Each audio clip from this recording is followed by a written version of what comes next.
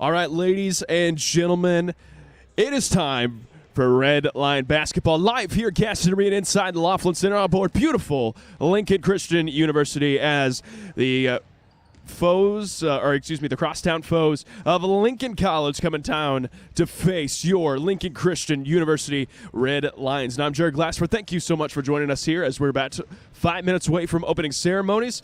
And for both teams coming into this game right now, looking for a little momentum as LCU came out to a hot start, winning 3 in a row, dropping the last 2. And talking to Coach Lowry before the game, he says that he'd like to see some energy from his team tonight. And he knows that they can compete tonight if they're firing all cylinders. So going to be an excellent matchup. The player to look out for on the LCU side of things right now is Jordan Price. Jordan Price leading the team in scoring as well as the 15th ranked player in the country in rebounds per game, and both offensive and defensive side. So Jordan Price, a key player to keep an eye out for on the LCU side of things. And for Lincoln College, talking to Coach Crawford before the game, she mentioned the lack of playing time for really all of these players, as many teams in the country, Lincoln College halted by COVID near the November Thanksgiving / winter break. So just looking to get some more playing time. She said not a lot of practice for these girls, so still trying to find an identity, still trying to find out what this team is made of and what they can do to compete. So also, keep an eye out next year. Pairs, we got a little Division I transfer from the University of Memphis on the Lincoln College side of things. So, going to be a tough team next year. And tonight, we're in for a great battle. And I don't know if you guys know this, if you're familiar with the Lincoln landscape, the town of Lincoln itself. Lincoln, down of about 16,000 people with 2 NAIA colleges separated. I believe when we hosted the conference tournament between the 2 of our schools, I counted the distance, and from our gym to their gym, it is almost exactly 1 mile. So not a lot of distance separates these 2 schools, but we'll see what can happen tonight. We're going to take a short break. We'll be back here in just a moment. You're watching LCU basketball here on the Red Lion Network.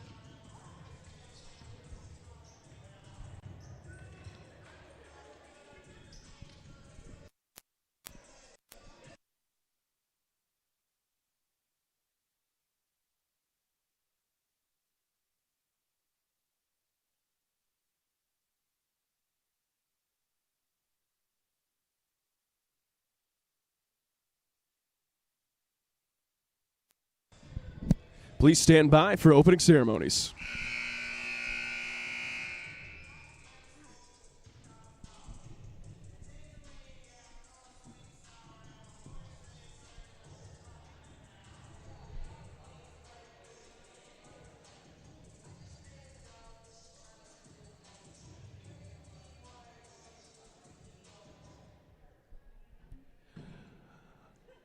And good evening, ladies and gentlemen, and welcome to the Laughlin Center Board, beautiful Lincoln Christian University, as the crosstown rival Lincoln College Lady Lynx come into town to face your LCU Lady Red Lions. And ladies and gentlemen, at this time, I'd like to ask everyone to please rise. Gentlemen, remove your hats and please face the flag located on the wall for the saying of prayer, followed by our national anthem. Please pray with me. God, thank you just for allowing us to gather here today. And God, even though Lincoln College didn't travel a whole lot to get here, thank you for allowing them to travel here safely. God, I pray that you can just be with us throughout the game, keep everyone safe. And God, I pray that you may be glorified tonight by what takes place. We love you and pray all these things in the holy and mighty name of Jesus. Amen.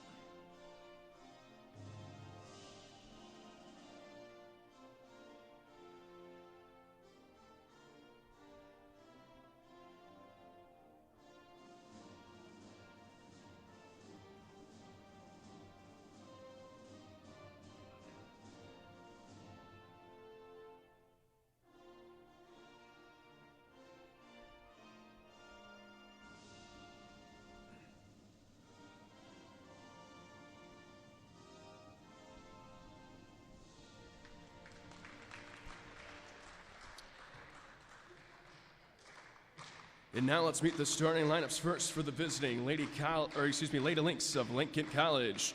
At guard, a 5'3" junior from Marietta, Georgia, number 0, Tay Grant. At guard, a 5'6" junior from Pensacola, Florida, number 3, Autumn Gorham. At guard, a 5'6" junior from Macon, Georgia, number 4, Yana Slaughter. At 4 to 5'8" senior from Rockford, Illinois, number 12, Kaylia Montiero. And at center, a 6'2" junior from Springfield, Illinois, number 33, Blessing Casey. The Lady Lynx are coached by Victoria Crawford. And now, the starting line for your LCU Red Lions. At guard, a 5'10" junior from Fulton, Illinois, number 5, Jordan Price. At guard, a 5'4" freshman from Metamora, Illinois, number 10, Lexi McClure. At guard, a 5'11" freshman from Muhammad, Illinois, number 20, Michaela Rosenberry. At guard, a 5'9" junior from Williamsport, Tennessee, number 21, Audrey Henningsen. And at guard, a 5'6" senior from Chillicothe, Illinois, number 32, Michaela Smith. The Lady Red Lions are coached by Christian Lowry.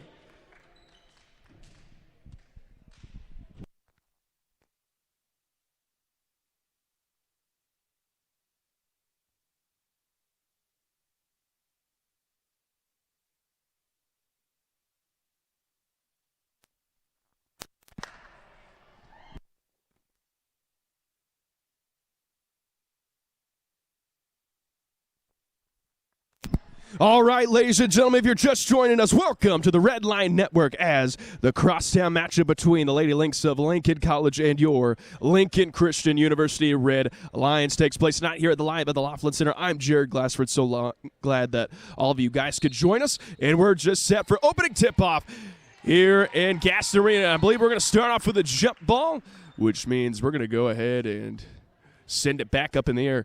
Lincoln College coming to this game wearing their away purple uniforms, white trim, white with black outline, and LCU wearing their home whites, red trim, black outline. I believe we're going to have to reset the clock real quick. Make sure everything's going good right there, and now we're underway. LCU gets the opening tip-off. Smith Dribbles in. Lincoln College sails into a 2-3 zone to start off the game. Smith kicks it back over to Rosenberry, getting her first start of the college career. McClure hits the left side. They kick it inside that time to Henningsen. And Henningsen, if she would have turned, she would have had a wide open shot. Smith, the 15-footer up, and that's no good. Rebounded by the Lynx.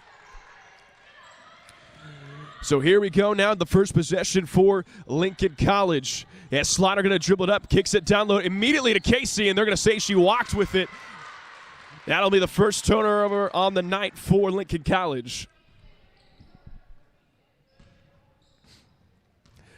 So LCU now, looks like a full court 2 front. This will back into 2-3.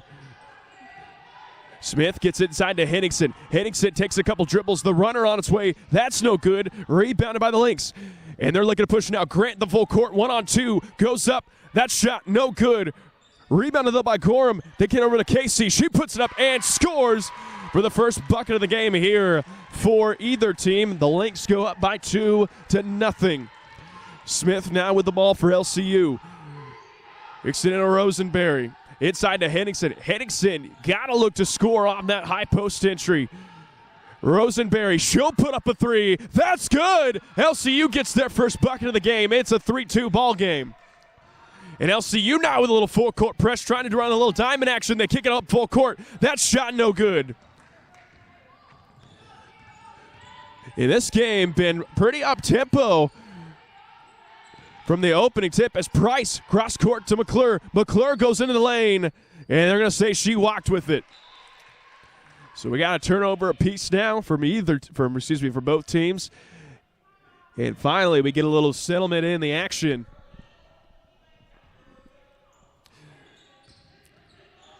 And here we go now. LCU rocking the man defense. Lincoln College with the ball on offense. As Grant will pop a 3. That's good. 3-point shot by Tate Grant as Lincoln College goes back on top. Smith now with the ball for LCU. Running the shot. She gives over Rosenberry. Rosenberry, you got to be ready to catch and shoot that. You're not going to get more of an open look. And they're going to call it jump ball, and that's going to be possession in favor of Lincoln College.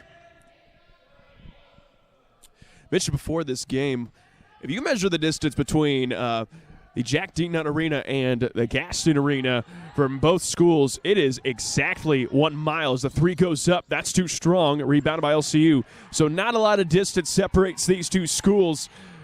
But, boy, it is something special when you get both teams in the gym. Price puts up the 15-footer. That's no good. Price, leading scorer on the year for LCU. First shot comes up a little short. As Gorham looks to push, she puts up an 8-footer. That's no good. Rosenberry gets the rebound, and Michaela Smith pushes the ball up for LCU. McClure, the 15-footer. That's too strong. Both teams doing a very good job being aggressive on the O boards to start off the contest. McClure. You get inside to Henningsen, over to Rosenberry. She'll throw up a 3. That's too strong. Good fight on the rebound by Henningsen. Rosenberry almost had it, and then finally ends up in the hands of Lincoln College defender. And possession belongs to the Lynx. And Slaughter now. She drives all the way and will score to push the lead up to 4.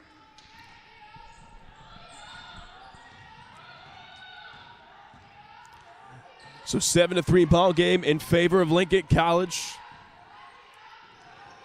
As McClure has it now, kicks it back into Rosenberry. Lincoln College doing a good job staying true to the zone. McClure, she'll throw up a 3. That's in and out. Price, a good find on the rebound. Rosenberry ends up in the hands of it. Rosenberry goes right up. That shot no good. In possession now in favor of Lincoln College. As Gorham now looking to push. And she slows things up. 5:55 to go here in the first quarter play as Gorham goes right to the rim. And they're going to say a block, say that she might have fell on earlier, feet moving, but either way, that'll be the first foul of the contest and the first foul going to go against Alexi McClure. So that'll send now, looks like Adam Gorham to the line as we got a pair of substitutions coming in for Lincoln College.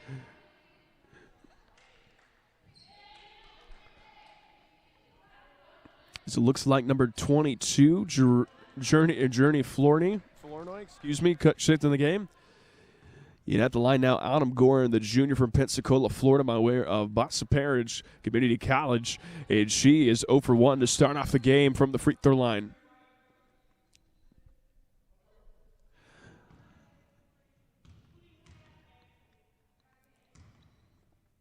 Also checking out the game is Elizabeth Macaulay.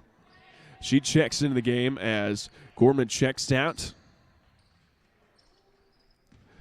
8-3 now, 5-point advantage for the Lynx.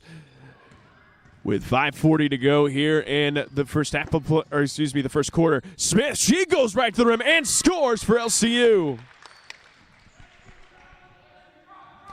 It immediately goes up. They're trying to trap in that corner, but excellent dribbling by Grant. The 3 on its way long. The offensive rebound, though, and the putback is good by Montiero.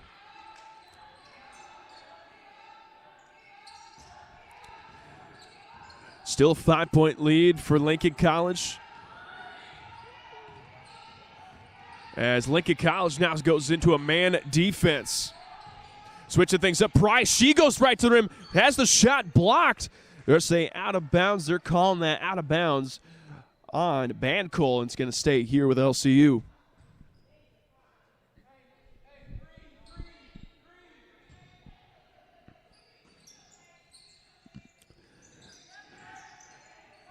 Oh, Rosenberry got to look to shoot that. She was wide open. McClure, she'll throw up a 3. That's too short. Henningsen on the rebound. An excellent foul call by the official. That's going to be called on the floor. First foul of the contest on Lincoln College. That's going to go against Journey Flournoy, the junior from Decatur, Illinois.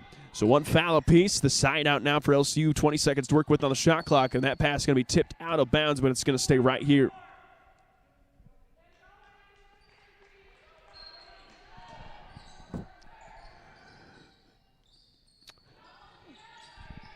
Here go McClure now. Has him on the left side. Kicks over to Rosenberry. Back to Henningsen. LCU doing a good job moving the zone. Henningsen got 5 seconds to work with, and they're going to say she walked. This will be another turnover committed by the Lady Red Lions. I believe tonight we're also having a little bit of a watch party going on in the LCU cafeteria, so go ahead and hit us up on Twitter and tweet us your seat. Glad that the students can come back as that ball goes out of bounds, so stay right here. Glad to have the students back here at LCU. Today was the first day of classes, and a special note, the first day of being a professor by LCU head coach Christian Lowry. So Christian, the Professor Lowry, and I've heard great things, so good for him as we got a steal taking place by LCU. Henningsen looking to go all the way with that one, and she goes long on the shot, rebounded by the Lynx. They got numbers. An excellent individual defense by McClure to force her out of the driving lane. As nothing you could do there as Bancool scores easily for Lincoln College. As Smith has it over to Rosenberry. Price looking wide open. Price, the good rip. She goes up and will go to the line to shoot 2.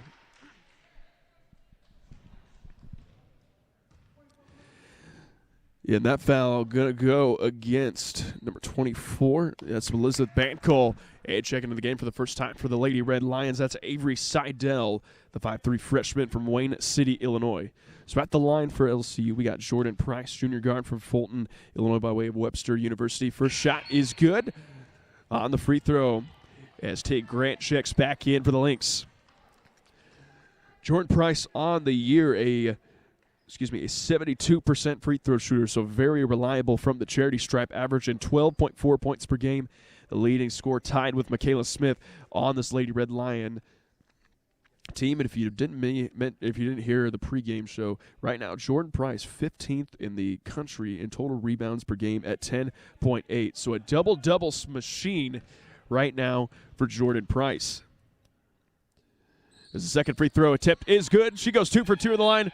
It is a 12-7 ball game in favor of Lincoln College. 3:55 to go here in the first quarter. That pass stolen by Seidel, but immediately going to dribble off the foot and it goes out of bounds. It's going to stay right here.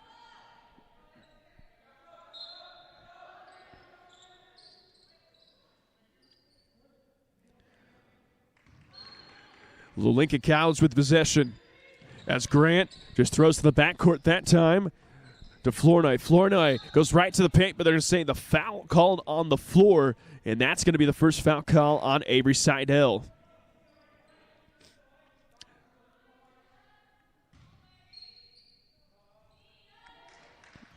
Is the inbound pass, sloppy play right there as at that time, Bancook wasn't even looking for the ball. McClure going to go trying to go all the way with that one, but we got a tip out of bounds. That's going to stay right here for the Lady Red Lions.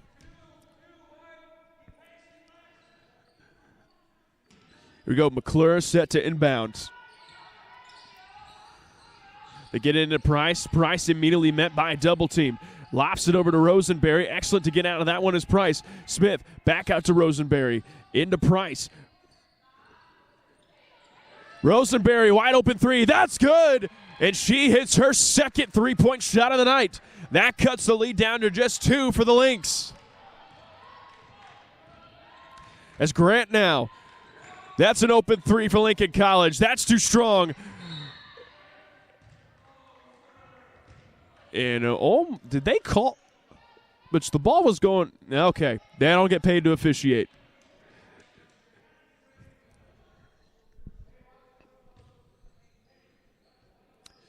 All right, 12-10 ball game, 3:11 to go. As Grant trying to look for options, got to give it in somehow, and lofts up, and that's a 5-second count on the Lincoln College Lady Lynx. Excellent defense played by LCU, and a timeout going to be taken. First time out of the game, which means we're going to take a break ourselves. We'll be back here in just a moment here on the Red Line Network.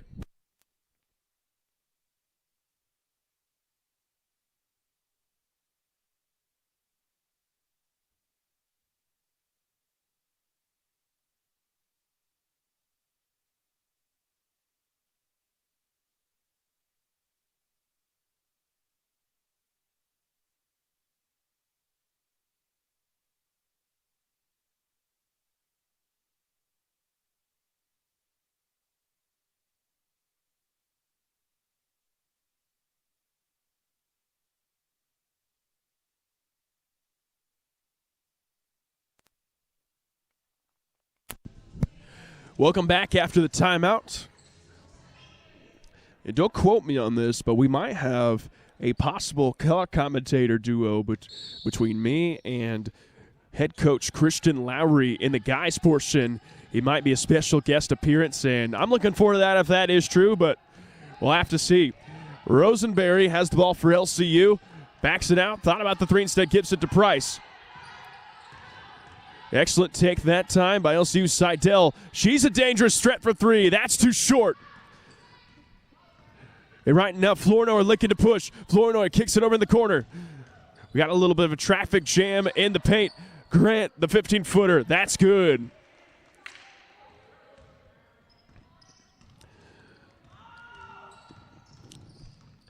As Smith now with the ball. Back out to Price.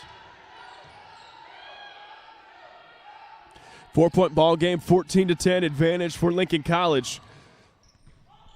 And they have led since almost the entire game as Smith gets it to go and will go to line to shoot one more. Excellent take by Michaela Smith. Showing off the muscle on that one and just bowling the shot in.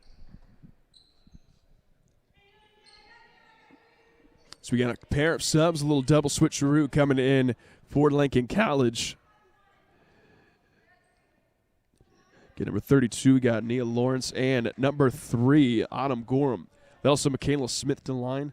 Michaela Smith on the year is 63% free throw shooter. This will be first attempt from the line on the day. That free throw is up and good. Making a 1-point advantage now for Lincoln College. It is now 14-13. As Grant, she has a wide open look. That's too strong. And McClure, and yep, they're going to call a walk on that play.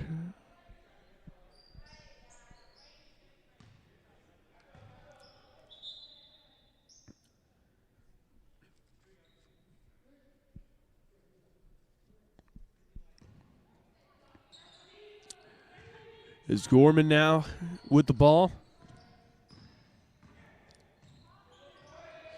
Gorman, they're trying to get it down low. Can't do it that time. Grant thought about the 15-footer and instead tries to bully her way into the paint, met by the wall by LCU, and she walks. That'll be another turnover committed by the Lynx.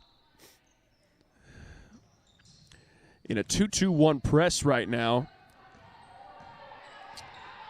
for Lincoln College. Seidel now has it. That ball tipped out of bounds, but it's been off the hands of Gorman, and that's going to stay right here.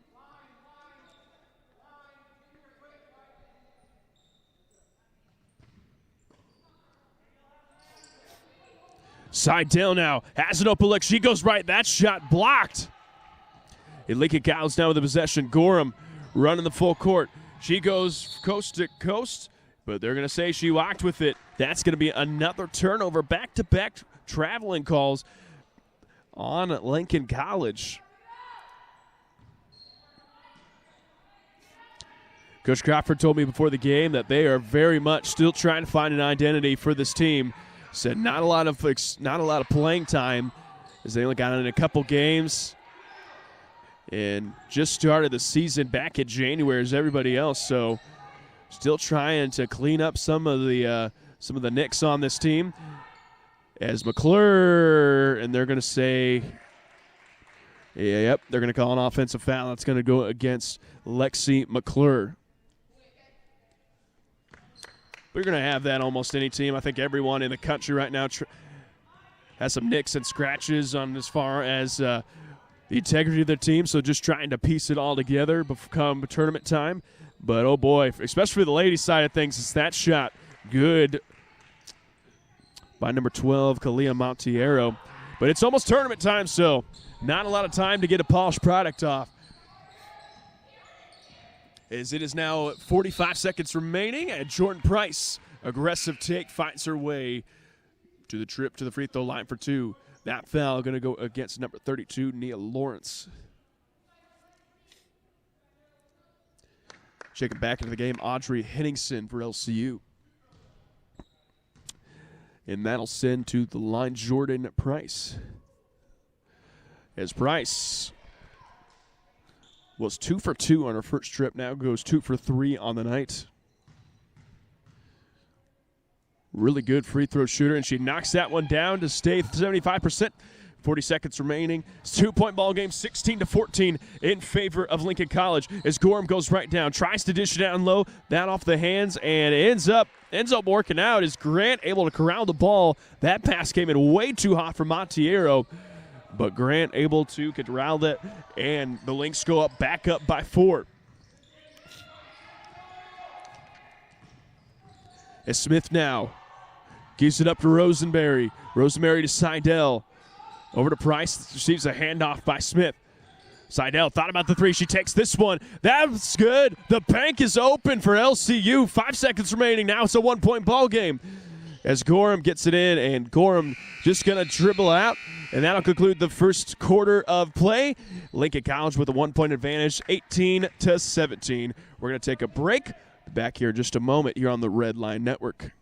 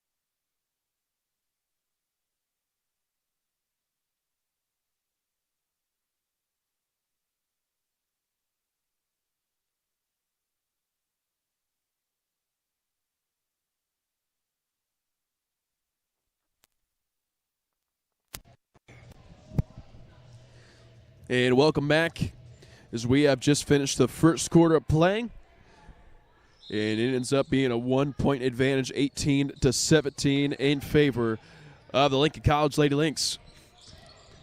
As LCU get the first possession coming out in the second quarter, Price, and they're going to say she is fouled on the floor. And that foul going to be the first of the quarter going against, number 32. They're going to call that against Nia Lawrence. So second on her, first of the quarter for the team. Women's basketball in the NAIA ranks, if you get to 5 team fouls for a quarter, it results in a double bonus the rest of the way of that remaining quarter. And while individual fouls keep accumulating, team fouls reset at the end of each quarter. And that time, that shot by Smith just a little short. 2-on-2 fast break for the Lynx. Slider goes right up. Good defense that time. Michaela Smith forcing a tough shot, but she's still able to power through. And the Lynx go back up by 3. Smith picked up full court. Has her pocket picked by Grant. Grant goes up 1-on-2, and she scores. And will go to the free throw line to shoot one more. Is that foul going to be against Michaela Smith? Her first foul of the quarter, or excuse me, her first and her team's first of the quarter.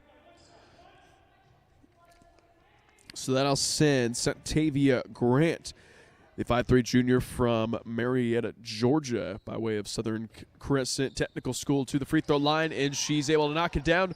23-17 in favor of Lincoln College.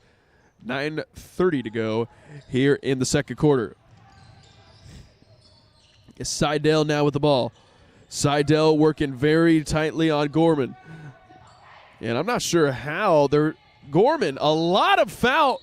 Oh, and that's the one that gets called. As Gorham, a lot of contact on Avery Seidel.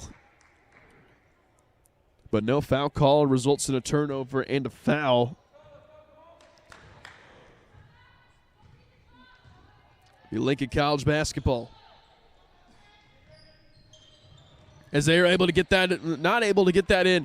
Good, steal by Michaela Smith. As Price kicks over to Henningsen. Henningsen drives in. And that pass stolen away. Grant 1-on-0, and she lays it in. And a quick timeout going to be taken by Coach Lowry as Lincoln College has opened up an 8-point advantage. We're going to take just a quick timeout ourselves. Back here in just a moment.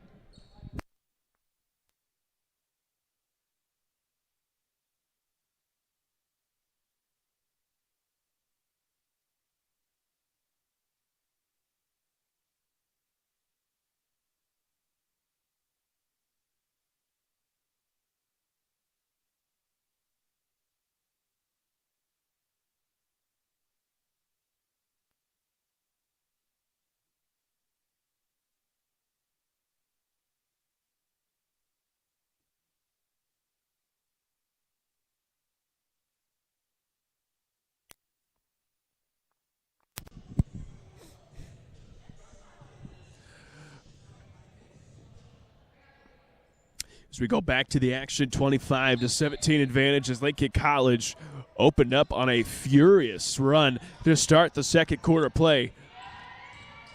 So Michaela Smith trying to go full court, and they're going to call the contact that's going to be on the floor, going to go against Autumn Gorham.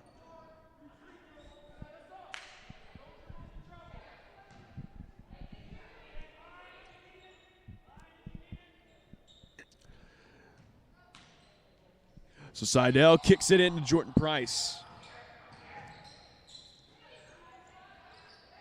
As right now, Lincoln College just being the aggressors in this one. Is that take going to be good by Yana Slaughter? And right now, Lincoln College just playing like they have something to lose right now. They have been the aggressors on both ends of the floor, and frankly, just playing harder right now than your Lady Red Lions. Is that pass going to be stolen again by Grant? Kicks it up, and that's a careless turnover by Gorham. That pass goes out of bounds. LCU basketball. Is Alexia McClure set to check back in as Michaela Smith going to take a quick rest.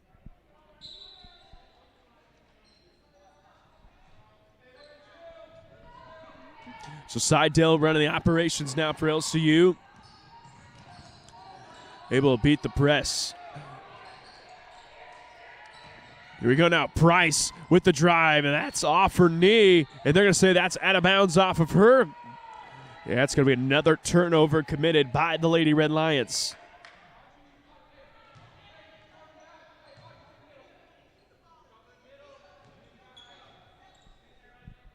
So 10-point lead now for the Lynx. 27-17, 7:50 to go here in the second quarter play as they try to get that pass, a bullet pass to Kalia Montiero, but that goes out of bounds.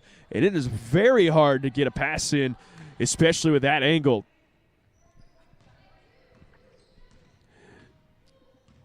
So here we go now. Seidel now. Gorham backed off a little bit, and there she takes a jab. And Gorham being a pest in the backcourt, and they're going to say the foul was committed on the floor, and that's going to go against Avery Seidel.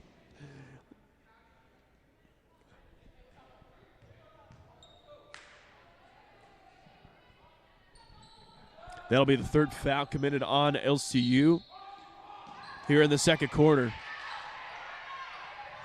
And oh my gosh, they're calling to give the ball. They had Grant wide open in the corner, just missed her. And LCU might have gotten away with a little bit of a backcourt violation right there, but yeah, I'll take it. As Seidel throws that ball out of bounds, it's going to be another turnover in Lincoln College basketball.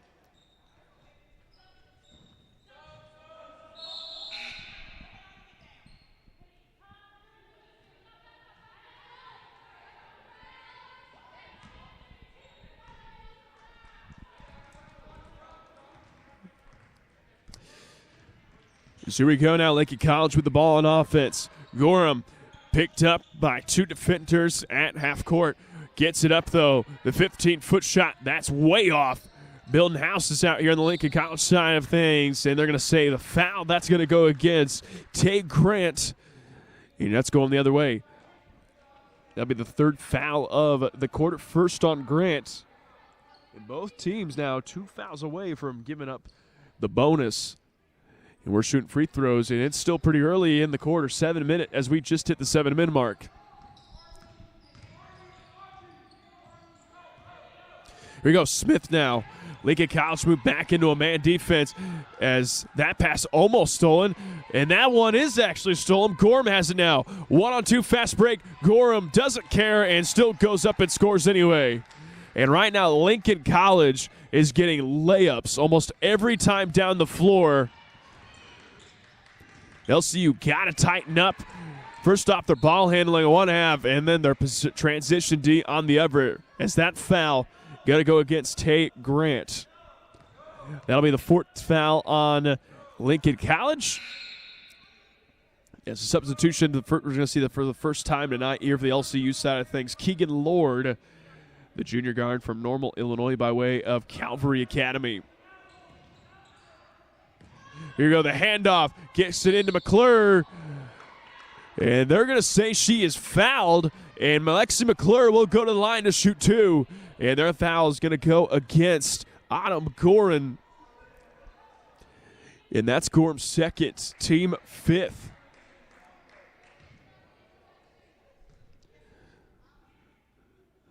So McClure's first free throw is good. McClure, one of the stout freshmen that we have a couple of really big games on the year for Lexi McClure right now. The 5'4" freshman from Metamora, Illinois, by way of Metamora High School, as she goes 2 for 2 from the line. And the lead back to 10 for Lincoln College, 29-19. As Gorham slips it in low. Excellent post offense that time. And an offensive rebound, and they had 2 point-blank looks down there with, Montiero and Lawrence, but not able to convert either of them. As Coach Lowry calls a timeout, it's going to be a full timeout, which means we're going to take a short break. We'll be back here in just a moment. You're watching LCU basketball on the Red Line Network.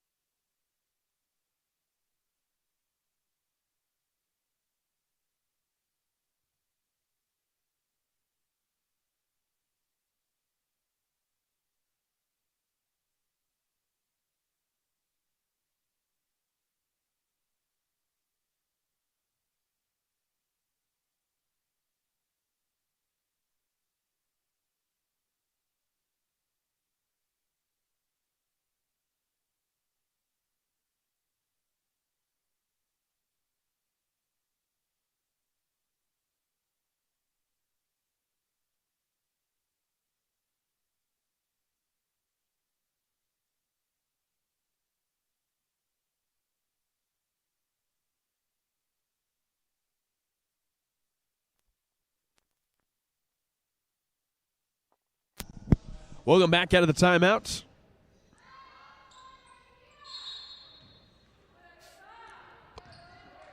As it is now 6 minutes to go here in the first half of play, 29-19 in favor of the Lincoln College Lynx. Smith kicks it over to Rosenberry. LCU running a bit of a set play right now as Lincoln College has moved back into a man defense. McClure, she puts up a three. That's too strong. Rebounded that time by the Lynx. As Gorham running the full court, she's been the facilitator all night for the Lynx. As Grant, the 15-footer, that's no good. Excellent fight for the rebound. Ends up in another possession for Lincoln College. And Slaughter very wisely resets. 12 seconds on the shot clock now. Slaughter, she goes up, kicks it down low. The extra pass, Gorham puts up a three. That's too long. Excellent offense, just not able to hit the shot on that one. It's Michaela Smith now, being guarded very closely by Grant. It's up in the hands of McClure. McClure runs it in. Over to Lord. She puts up a three. That misses everything. Rebound by the Lynx. Grant, the 15-footer. That's good. Lead now up to 12.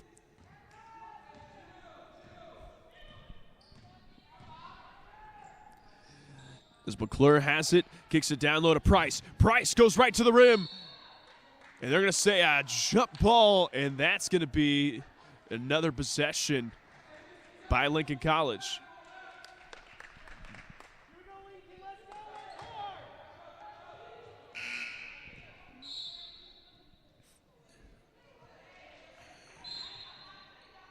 As Tay Grant going to check in for the Lynx, as well as Marielle Wade. As Marielle Wade getting her first minutes of the contest. As LCU now moving into a 2-3 zone of their own. Gorham has it. Rosenberry picks her up. Gorham goes right to the rim. That layup no good. As we got to fight for the rebound, and that's going to be a held ball, and that's going to be LCU basketball. As Seidel checks back in.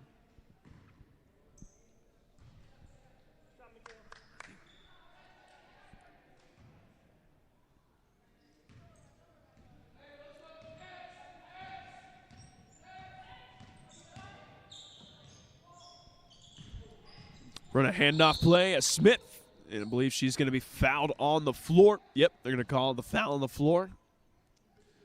And that's going to go against Tay Grant. But the bonus now for LCU, that'll send Michaela Smith to the free throw line.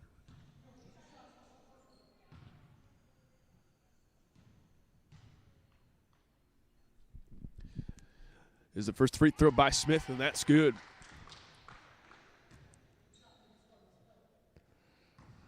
Michaela Smith,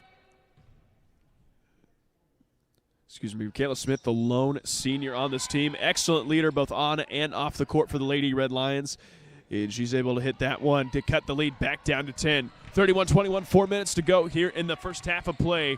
As Lincoln College now with the ball on offense. Kicks it down low. And Kalia Montiero able to put it in, and we'll go to the line to shoot one more. Foul going to go against Jordan Price for LCU.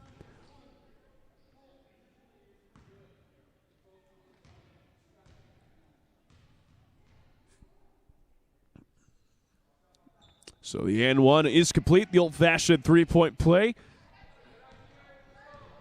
LCU now in offense.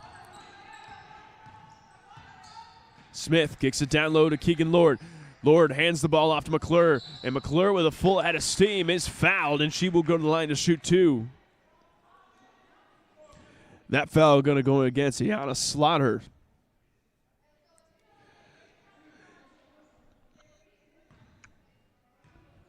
And once again, thank you, ladies and gentlemen, for joining us here for the Battle of Lincoln as the Lincoln College Lady Lynx taking on your Lincoln Christian University Lady Red Lions. I'm Jared Glassford here on the Red Lion Network. As we're about 3/4 of the way done with the second quarter. As McClure misses that one, and Grant unable to go with it. And they got 3 attempts at it, and you might as well hit one of them as Montiero goes up and scores. That lead back up to 12 for Lincoln College. Smith going to go right to the lane. An excellent defense going to be played that time by Autumn Gorham. But the ball is going to stay here, 22 seconds on the shot clock.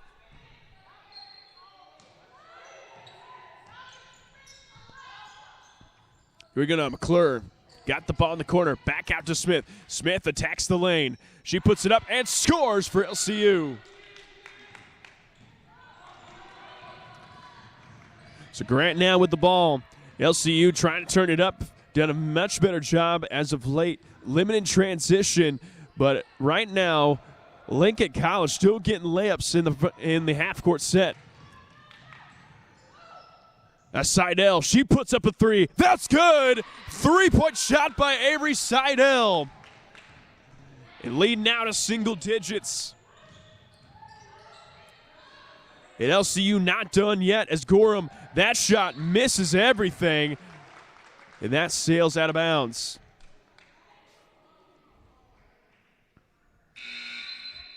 And checking into the game now, that's going to be number 22, Journey Flournoy.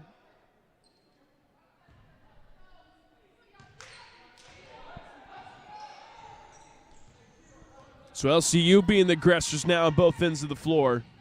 As Smith goes into the paint. Smith has the ball taken away that time, though, by Slaughter. Slaughter running the full court. And they're going to say she's fouled on the floor. But Lincoln College now in the bonus. She'll go to the line to shoot 2. And that foul going to go against Alexi McClure, number 10 for LCU.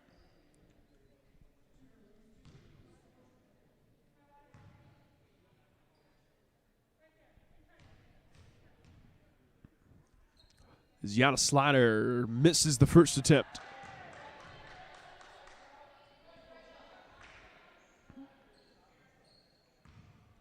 If you're looking for live stats this game, we'll have stats afterwards, but unable to have live stats night here on DAX Stats. Got to give them a shout, though. DAX Stats, the official stats provider of the NAIA. Once again, that's DAXStats.com. Gets you up live stats from every team registered in the NAIA's database. Just an excellent tool, and it's trusted by yours truly on the Red Line Network. That is DAXStats, DAKSTATS.com. Here we go now. Michaela Smith back over to Henningsen. She'll put up a 3. That's a little too strong. Rare 3 taken by Audrey Henningsen. Had a good look, just a little strong with it. Slaughter, she goes right to the paint. That pass stolen away.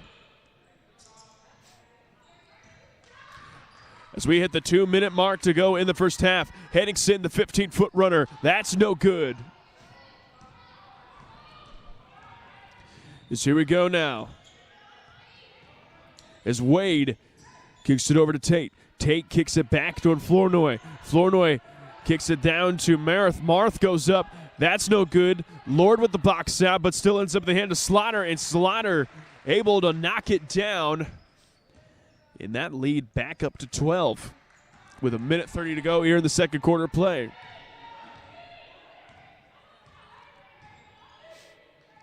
Lincoln College right now doing a good job mixing things up between a man and zone defense as Keegan Lord walks with it. That'll be another turnover committed by the Lady Red Lions.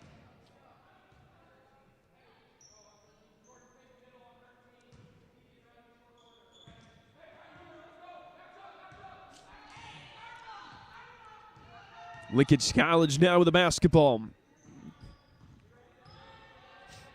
Slaughter, good defense played that time by Henningsen. They kicks it over to Tate. Tate goes up and scores. And you could have driven that car down that lane for the Red Lions. As we are under a minute to play, Seidel, she'll pop a 3. That's too strong. As Tate now kicks it over that time to Flournoy. She'll put up a 3. That's too short. So both teams putting up a few more three-pointers here in the second quarter, and that's a foul 90 feet from the hoop, but either way, it sends Avery Seidel to the free throw line.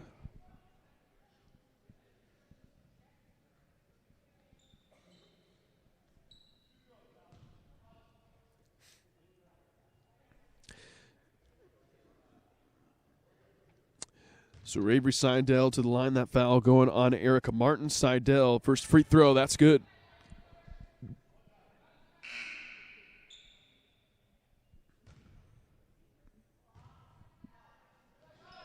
Second free throw is good. So she goes 2 for 2 from the line. 41-28 now in favor of the Lynx.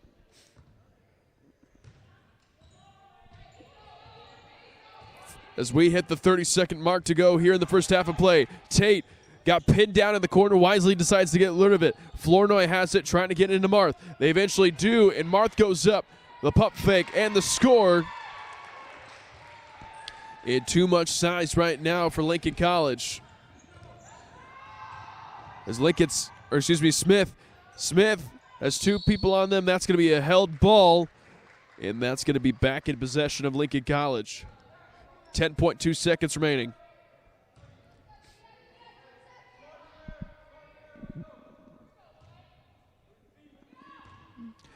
Here we go now. Grant with the ball. Grant hands it off to Slaughter. 3 seconds now. Slaughter working on Henningsen. She spins back towards the middle and scores. And they're saying bucket counts. So Lincoln College takes the lead 45-29 at the end of halftime. We're going to take a break. And we'll be back here for first half analysis and more in just a moment here on the Red Line Network.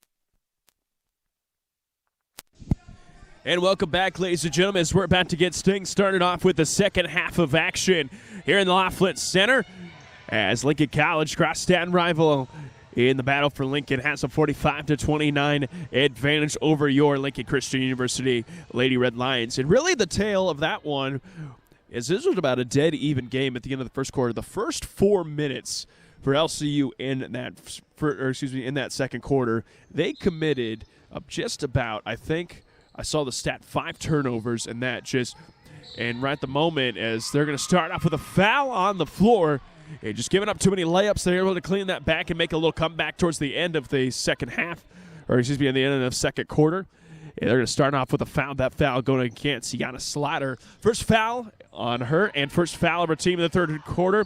As that shot, they're going to say, is foul. That will send Jordan Price to the line to shoot 2.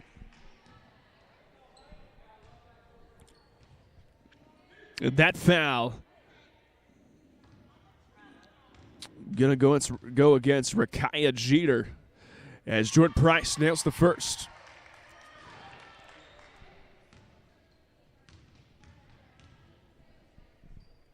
In the second attempt by Price, that's no good. 15-point ball game, 45-30.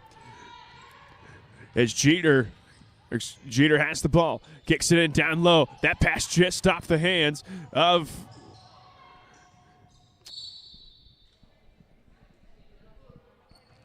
as we got a jump ball that'll stay right here. For anybody looking to follow along with DAC stats tonight, we had a bit of a technical difficulties to start off the game, so stats will not be posted live for tonight, but they will be posted following the game, so apologies there. But we got to make do with what we got. Is that pass way off that time by Kalia Montiero. And LCU now with another crack at it. As Smith has her pocket picked. Layup is up and good. So the steal and the score by Tay Grant. And the lead's now up to 17, the largest it has been for the Lady Lynx. As Smith kicks it to Price. Price gets down the lane, throws up the 8-footer. That shot too strong. Lincoln College now with the ball. Grant running the floor, goes up. That shot no good. Montiero, though, with a cleanup, and that's no good as well. And they're going to say jump ball. Yes, they will. That's going to be possession. Arrow facing the LCU side. So good defense that time. Good defensive possession for LCU. Has earned them another possession on offense. Here we go. Smith now. Guarded closely by Chancey Wills. Is that pass down to McClure? McClure, and that she just had the right move to kind of circle through with the basketball, but circled in through a body, and that ball goes out of bounds. McClure set to inbound, 17 seconds on the shot clock. Heading send to Rosenberry. Kick it into Price. 10 seconds now. Rosenberry got to do something with it. Back to McClure. McClure drives in, puts up the contested 18-footer, but she says, I see no defense here, and lays it in. 47-32 now in favor of the Lynx. The three up that time by Wills. That three is good. As Willis gets her first bucket to go here in the ball game. 50-32 now. Smith over to Price. Price skip pass to Rosenberry. Rosenberry receives a screen from Smith, rejects it, goes baseline. They're going to call foul on the floor. That against Kalia Montiero.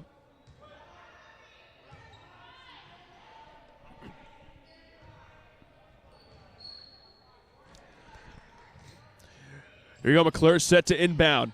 McClure gets it in the corner that time to Michaela Smith, and nobody's back on defense as Michaela Smith just puts a spin dribble on and goes right to the bucket and scores for the Red Lions. Grant now. And that pass, they try to slip it down to Jeter, but off the hands of Jordan Price. That goes out of bounds, though, set to inbound.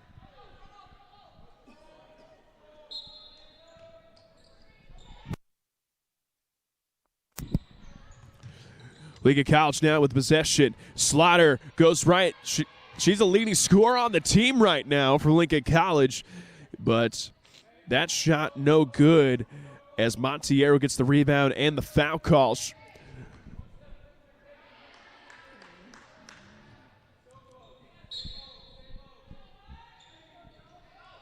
That foul going to go against Audrey Henningsen. Montiero once again, rebound by Price. Price looking to push. Gives it into Smith. Smith goes right to the bucket. That shot too strong. And Henningsen able to tie it up, but it's going to be a purple ball. Give the basketball to Lincoln College.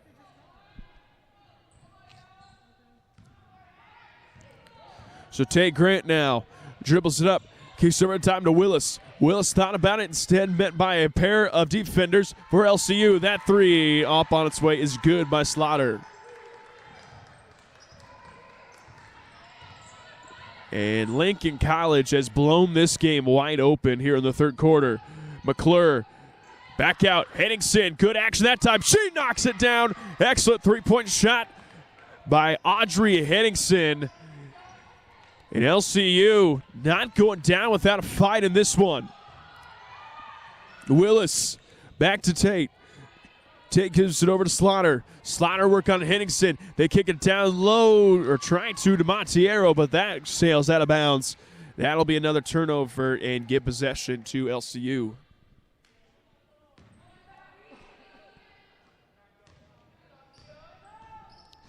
So Smith now with the basketball. Gives it over to McClure. McClure runs it in. That 10-footer's good. 53-39. And if you're going to press like that up by this much, that's the result you got to live with. As they get the skip pass over to Willis. Willis picked up by Smith. As Jeter on the screen.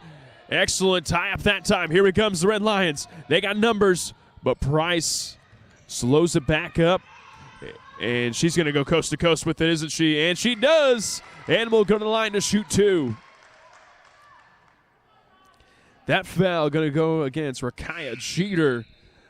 And checking on the game now, Autumn Gorham for Lincoln College. Also for LCU, as they're going to do that in just a moment, is Avery Seidel. And that'll send Jordan Price to the free throw line. And she's 1 for 1 here in the half. Jordan Price on the year, as mentioned, 72% free throw shooter. Now 4 of 5 from the night. Make it 5 of 6.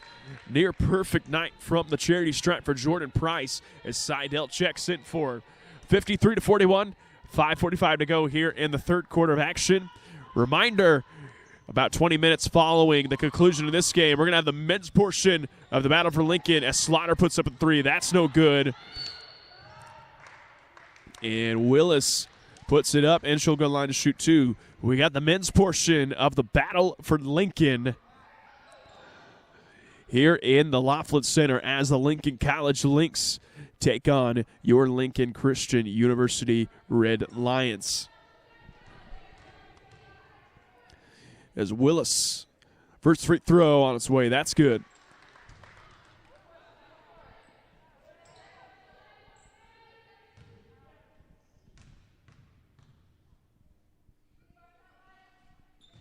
And Willis goes a perfect 2 for 2 from the line. 55-41 now in favor of the Lynx. Smith over to Rosenberry. Rosenberry for a second looked like she didn't want the ball. Throws it right back. Tate on the runner, or excuse me, that's Tay Grant, and she runs her way to a score. And they are still bringing the heat up 16 now. As McClure, and they're going to say she's fouled in the backcourt, and they could have called that foul all night on Autumn Gorham. And that already, that's the 15th foul committed by Lincoln College, third on Gorham, and that'll send Lexi McClure to the free throw line. And McClure on the year Just a 41% free throw shooter, but she's able to knock that one down.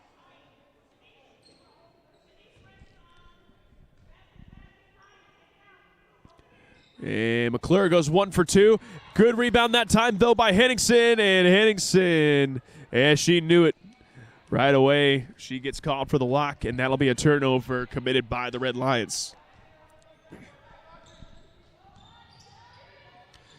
Lincoln College now with the possession, and yep, Slaughter walked with it too.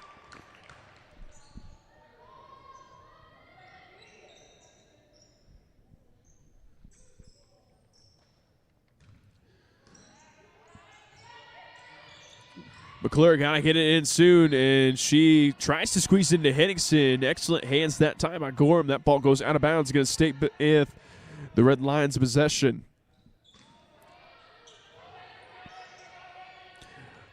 Oh, man, they had side L wide open on the run if they wanted to. Henningsen, she's going to try to go all the way with that one, but good tip from behind as that ball is going to go out of bounds. It's going to stay right here, Red Lions basketball. 57-42 ball game. LCU doing a much better job with this one this half so far. Is when they get punched in the mouth as a team, they're doing a much better job at responding. As Smith, wide open, lays it in. Lead cut down to 13. Lincoln LCU doing an excellent job as Gore puts up a 3. That's way left. Here we go now, 2-on-2 fast break. Smith running the floor, goes right into the teeth of the knee, and she'll go line to shoot 2. And that foul is going to go against number 1, Shanice Willis.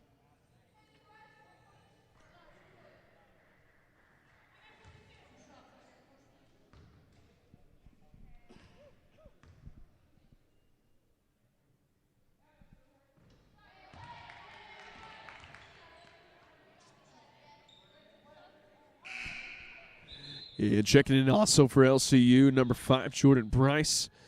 But they're going to, no, I guess Raymond off. Okay.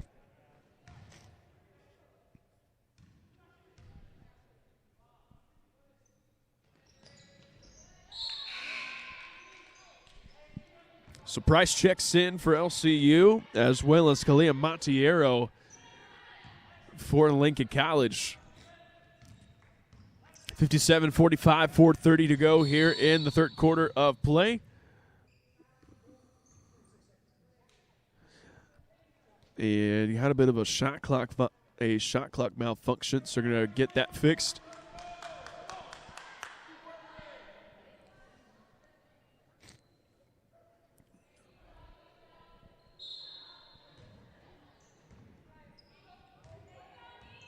Here we go now, Grant with the ball. Grant sees a double team, still drives in. Go to excellent up, and they're going to call foul on the floor. And not what Montiero wanted to see, as she was about to have an open layup, but the foul's going to be from behind. That's going against Avery Seidel, her third, team's third of the third quarter. A lot of threes in that sentence as Tate goes right in. That layup way short.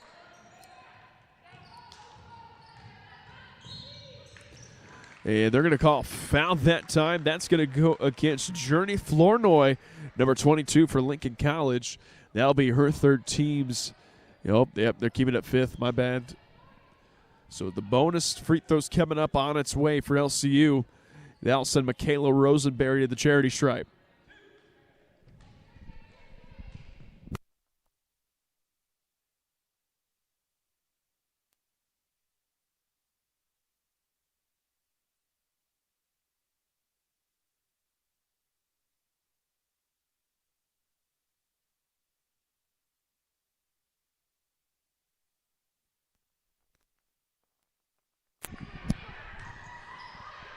Here we go now. And they're going to say she stepped out of bounds as Flournoy. That's another careless turnover committed by the Lynx.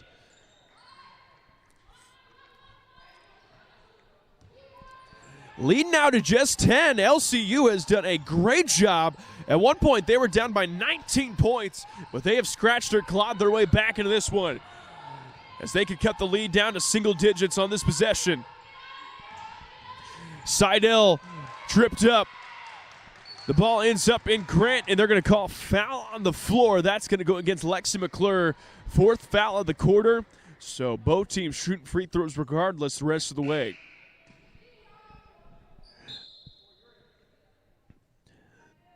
As Audrey Henningsen checks back in.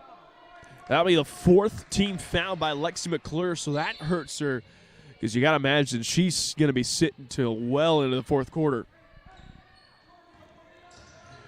Grant with the ball, tries to kick it out to Gorman and does. Gorman swing pass to Flournoy. Flournoy working on the inside and does get it in. A wild shot thrown up, but the rebound is going to be by LCU as Gorman, good hands that time, still inside the hands of Michaela Smith. Smith down to Price. Price on the rip and go. The hesitation, she goes back under and will go to the line to shoot 2. So LCU now with a lot of mojo on their side. As that foul can be called against Rakaya Jeter, and she'll check out. And Yana Slaughter checks in.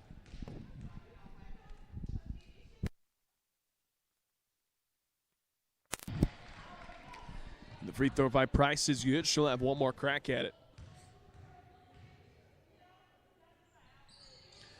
And Jordan Price goes 2 for 2. Mentioned her before the game. I said if we want to have a chance to claim the battle for Lincoln tonight, Jordan Price had to have a big game, and so far she has delivered for her team. As the lead now to just 9 for Lincoln College. Flournoy kicks it over to Gorham. Gorham does back to Slaughter. Slaughter thought about the 3 and slides back up. 10 seconds on the shot clock now for Lincoln College. Slaughter got to go to the hole and does and scores. Lead back up to 10. As Henningsen now running the court. Throws up a runner. That's no good. Rosenberry with the offensive rebound, and they're going to say she's fouled for behind. And Rosenberry now will have a pair of free throws.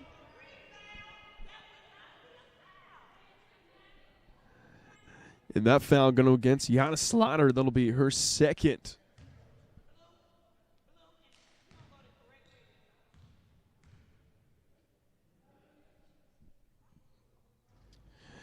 That'll be no good. Michaela Rosenberry playing really good on the game night, coming in just averaging 4 points a game on 87% free throw shooting. She goes 1 for 2 right there, but doing really good, excellent on both ends of the floor. Has a pair of threes in the first quarter. See if she can continue that at some point in the game. As Flournoy's 3 way off. LCU looking to push. They got numbers. But Smith slows it up. Back out to Price. Price takes it, and that pass goes out of bounds. And, yep, the one official called that out of bounds in favor of Lincoln College. But the other official had the better angle, came in and said, nope, that ball was tipped, so it's going to stay with LCU. And Smith now has it. 15 seconds on the shot clock. Smith kicks it over to Price. Price with the rip and go. She goes right to the hole. That's no good. Rebounded by the Lynx. Slaughter now running the court. Slaughter kicks in the corner to Flournoy. Flournoy, they finally get into Montiero. Montiero, and she goes right up and scores. And that's too easy for Montiero. As we hit the 2-minute mark here in the third quarter play, Lincoln College back to an 11-point advantage, 61-50. LCU, if you're just joining us, have scratched and clawed their way back into this game. Is unable to break it into single digits. Seidel 3, that's short. Numbers for Lincoln College as Tate just lost it. Another careless turnover by LC. And uncharacteristic, if you watch the first half, they were not very turnover prone, and they got a lot of good shots. And that last possession by Montiero is what they really made their bread and butter on, but not a lot of that going here in the third quarter. Seidel now has it right side. Lord sets the screen. He gives it over to Smith. Smith on the spin. Back to Henningsen. 10 seconds on the shot clock now. Shot clock down to 5. Seidel got to do something with it. Throws it off the backboard. That's too strong. Flournoy running the court now. No numbers for Lincoln College. Still looking to push. Kicks it down to Slaughter. Slaughter, the 4-footer on its way, and good. As we are now under a minute to go here in the third quarter.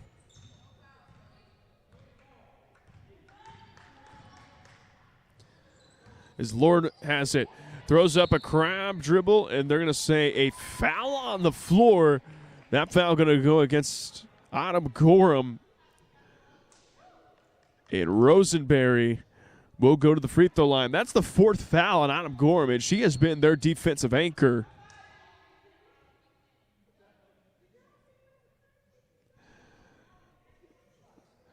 And she has been their defensive anchor on the night, so cannot really afford to get that 5th and final foul. That will send Rosenberry to the free throw line. First shot is good.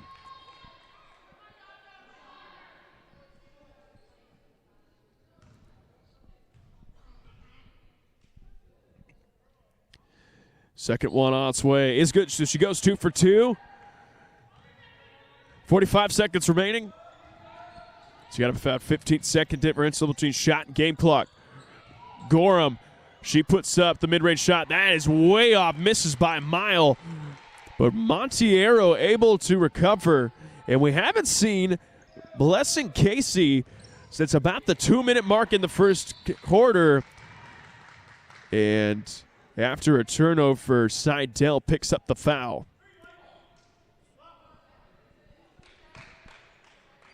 That'll be the 4th on Seidel.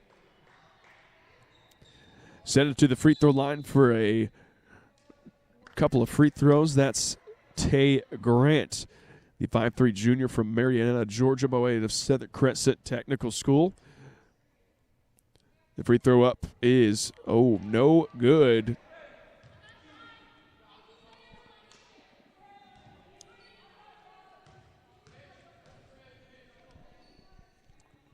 Second free throw. Different story there. Here we go now. Shot clock turned off. 24 seconds remaining here in the third quarter. 66-52 advantage in favor of the Lynx. Smith now. 15 seconds. Smith working in. Goes the turnaround jumper. That's good off the glass. 10 seconds now. Gorman running. 5 seconds. Got to do something with it. Goes into the paint. Kicks it out. And that is a careless turnover. That goes out of bounds. LCU now with 2.5 seconds to do something.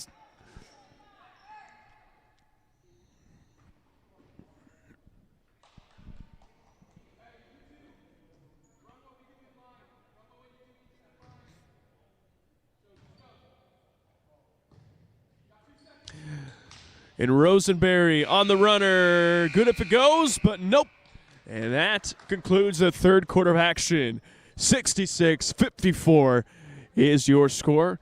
We'll be back here in just a moment. You're on the Red Line Network.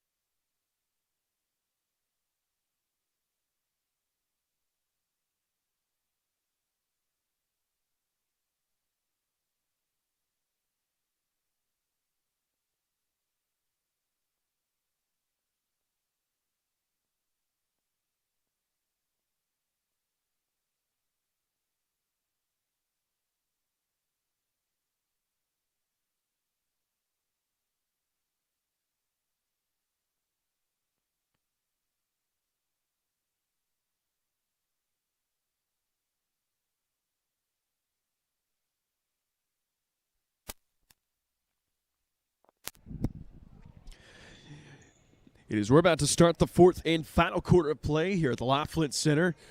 It is a 66-54 advantage for Lincoln College. LCU showed a lot of fight in that third quarter. At one point, we're down 19 points, but after a quick timeout by Coach Christian Lowry, at one point had the lead cut down to 10, now at 12. Just have not been able to put the stops together to get down more than that, as Henningson's three is well short. 2-on-1 fast break now. As that take by Willis, that's off. Smith with the rebound, though.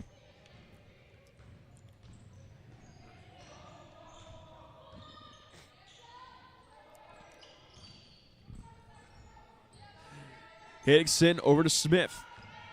Back to Henningson. Good reversal that time by LCU. Is that ball tipped out of bounds, but it's going to stay right here.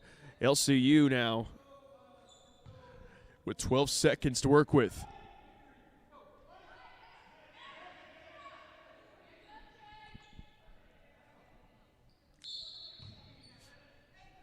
Rosenberry set to inbound. They get it out to Smith. 10 seconds now on the shot clock. Lincoln College back in the 2-3 zone. They kick it down to Keegan Lord. Lord goes up, and she will be fouled. That foul going to go against Shayla McDonald, and she's going to the line to shoot two. And Keegan Lord, not a ton of playing time and not a ton of free throw attempts on the year. And just as I say that, look at the stats. Looks like I'm dumb. No free throw attempts on the year. And Keegan Lord goes 1 for none. She's batting 1,000, ladies and gentlemen.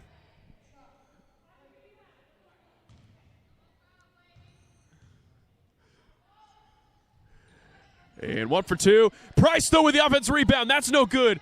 Rosenberry, and a fresh 20 seconds now to work with for LCU. Price goes right back to it. That scores. And lead now just 9 for the Lynx. Slaughter tries to go cross court. 3 up on its way by Willis. That's good.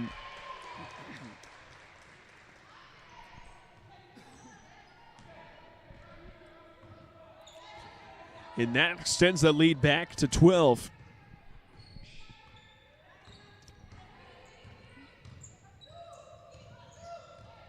Smith now with the basketball. Kicks it down low to Keegan Lord. Lord had nothing. Kicks it back out to Smith. Smith, the runner on its way. That's short. Is McDonald now with the rebound. And Willis flings the ball out of bounds.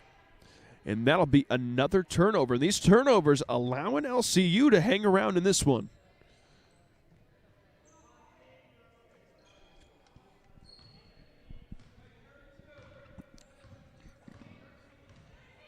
You got to imagine they are about a score away from really getting back in this one. That's another turnover. It's Slaughter just wisely walking up the court now. Man defense still for LCU. They get it down low to McDonald. McDonald goes up, and that bucket is good. 71-57 now in favor of the Lynx. And I'm still a little questioning why Crawford, at one point the lead was down to just single digits, and Crawford playing the reserves in this one, and they're going to say Michaela Smith walked with it. That's going to be another turnover committed by the Red Lions. And Coach Lowry wants a 30-second timeout, and the announcer approves of that one. We're going to call a 30-second timeout of ourselves. We'll be back here in just a moment. You're on the Red Line Network.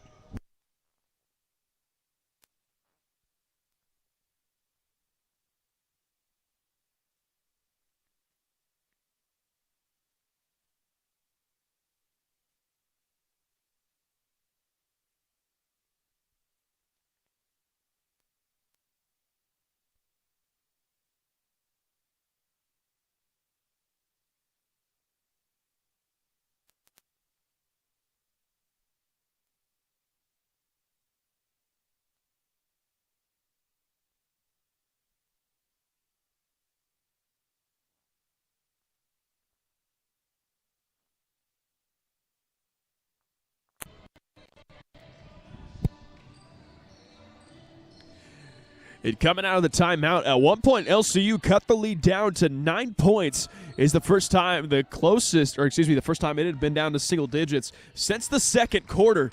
So still a lot of fight left in this game as Slaughter nearly touches the half-court line, almost over and back, and right on cue, a turnover. Here comes LCU now. McClure running the court. McClure gives it up to Smith. Here we go. Smith gets it on Price. Excellent move up in the high post, but that shot just a little short. But great move to get the defender off balance and then had a way easy shot, just not able to knock it down. It's Slaughter now. They kick it into McDonald. She had her sealed like none other. Sealed like a Ziploc bag right there, but just the pass goes out of bounds. That'll be another turnover. A lot of turnovers by both teams now here in the fourth and final quarter. Reminder, coming up next on the Red Line Network, it's the part 2 of the Battle of Lincoln between Lincoln College and Lincoln Christian University. As Rosenberry goes amongst the trees, McDonald going to be called for the foul. That'll be the second foul of the quarter on the Lynx. And I believe the second foul on McDonald. As Montiero checks out and checks in is Elizabeth Bentcole.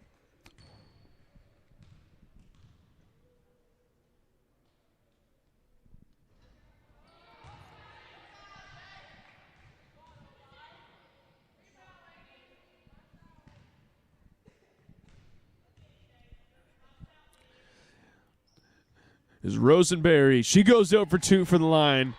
So a scoreless trip means 71-57 still in favor of the Lynx of Lincoln College. As Grant working on Rosenberry, calls the play dead, kicks it back out to Willis. And Willis in no hurry, wasting as much clock as possible. She's a screen from McDonald. Kicks it back out that time to Slaughter. 4 seconds, 3. And got to put up something right there. Just gets it above the rim. A second look, and LCU plays rock-solid defense for 29 of 30 seconds and gives up an offensive rebound to Bentcole, and she will go to the line to shoot 2.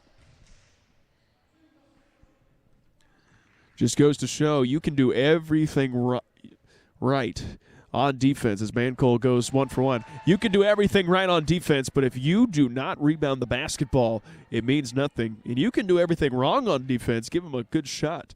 But if they miss it, you get the rebound, then by all means of definition, you did your job. Says they go 2 for 2, so got to rebound the basketball in this one.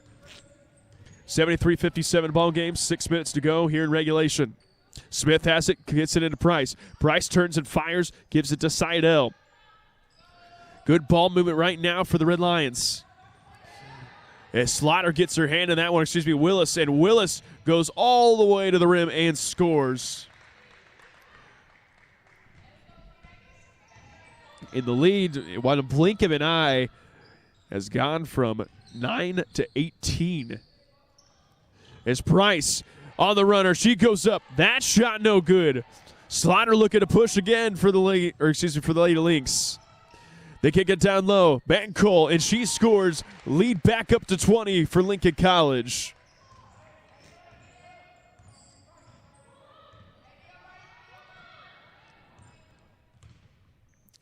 McClure back to Smith. They kick it down low to Price. Price, after a series of pump fakes, throws up a shot. That's no good.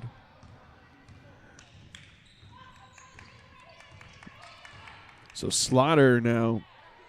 And right now, Lincoln College winning with reserves, a gutsy play call, but it's working out as the lineups were just the right people at the right time, I guess, as McDonald just uses her size, goes right over Rosenberry and scores. And Lincoln College now with their largest lead of the contest.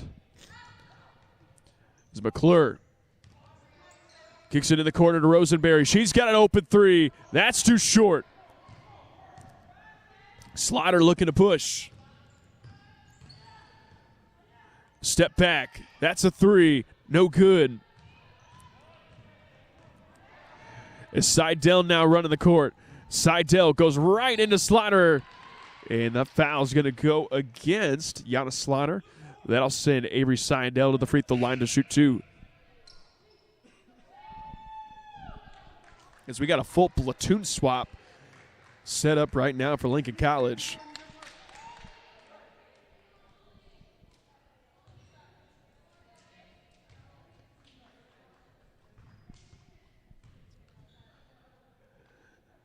And Seidel hits the first one.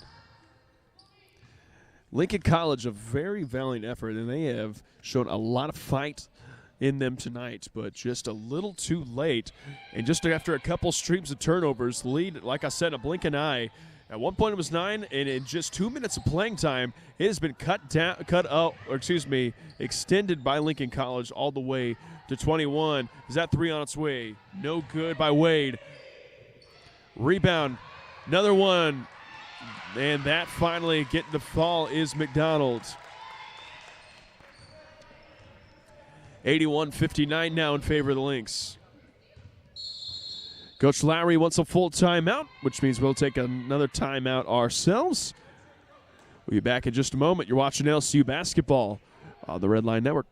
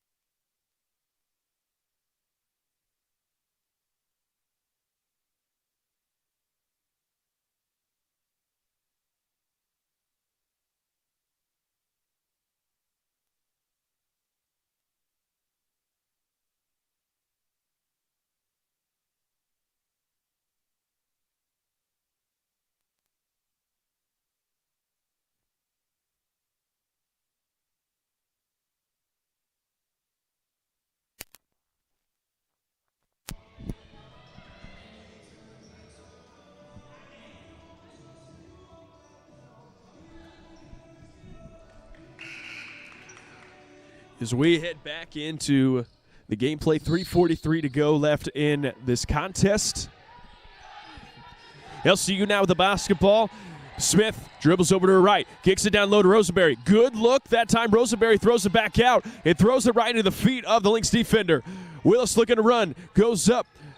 That shot is good. That's Deshae Weathersby. And Deshae with her first bucket of the contest. Lincoln College still sticking in that 2-3 zone as Seidel puts up a 3. That's no good. As we go now, Weathersby looking to run again. Kicks it down low. Excellent pass. Gets it into Bancold. She's able to score. 3 minutes to go here in regulation.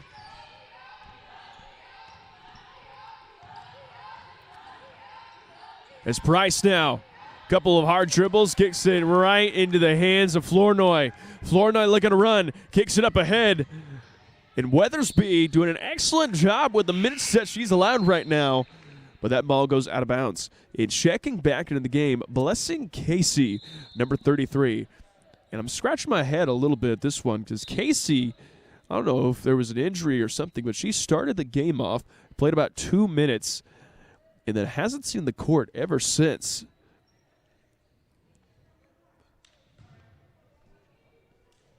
So I'm not really sure what's going on, but hey, she checks back into the game. I'm not the coach. Seidel now with the ball.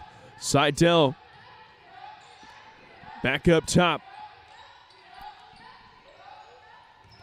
Lincoln College being very active in that zone tonight as Seidel throws the ball out of bounds just off the fingertips of Lexi McClure.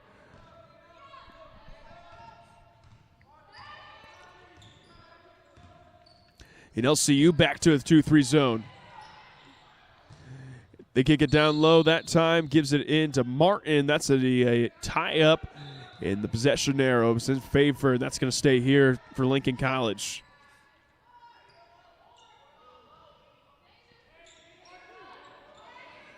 We know Weathersby puts up a 3. That's short. Short to the left. Either way, no good.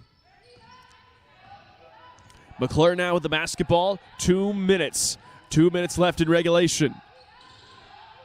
As it goes to Seidel, over to McClure. McClure dribbles in. Does a really good job. Always talked about growing up in basketball to E2. what that means is engage the first two. A lot of times you got to engage the top two in a 2-3 zone, but you can't really commit, because if you commit, you get too far in, and that's an easy turnover with two people on you. So Seidel doing a decent job up top and engaging the top two defenders, but the passing out has been the issue tonight. As Blessing Casey scores.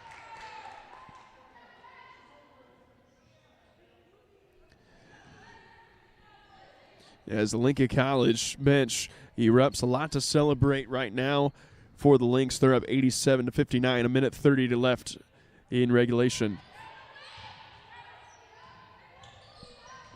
Seidel back up top to McClure. Back over to Seidel. Can't leave her open as Henningsen, the good turn and shoot.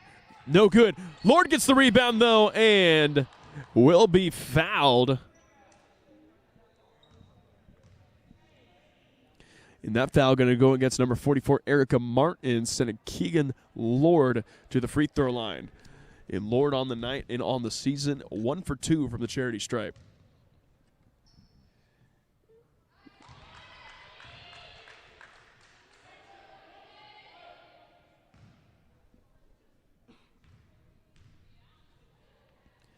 And second free throw attempt, no good. She goes 1 for 2 again.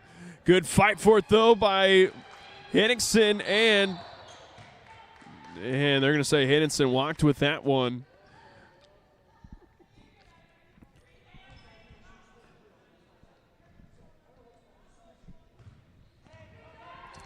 So LC basketball now. Weathersby has it up top. Weathersby kicks it over to Flournoy. Flournoy looking at trying to put the ball in the post, but instead drives baseline and will be fouled on the floor. That foul going to go against Audrey Henningsen, the second foul of the quarter, and the second foul of the contest for the junior from Willingsport, Tennessee. As Flournoy has the ball up top, Flournoy puts up a long three. That's no good. Casey, though, with the rebound, puts up the 15-footer. That rolls in by Blessing Casey. And we're under a minute to play, 89-60 the score.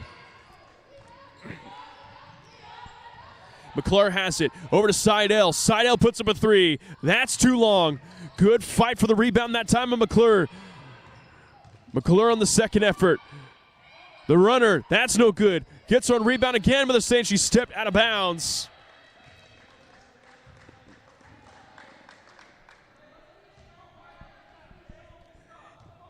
And with 35 seconds, got about a 3-second differential between shot and game clock right now.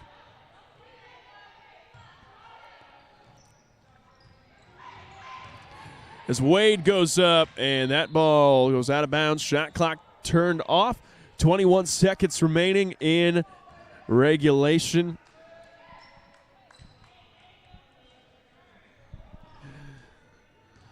As McClure dribbles up.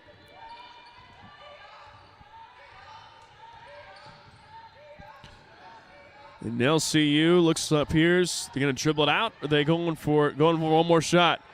Henningsen got to do something with it. Henningsen has it stripped, but they're going to say she is fouled. That'll be the 5th free throw of the quarter. So Audrey Henningsen will go to the line to shoot 2 with 2.6 seconds remaining in this one.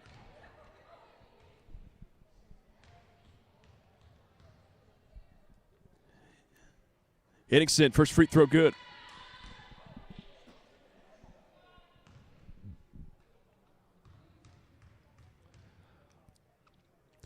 Yeah, the second free throw is good as well.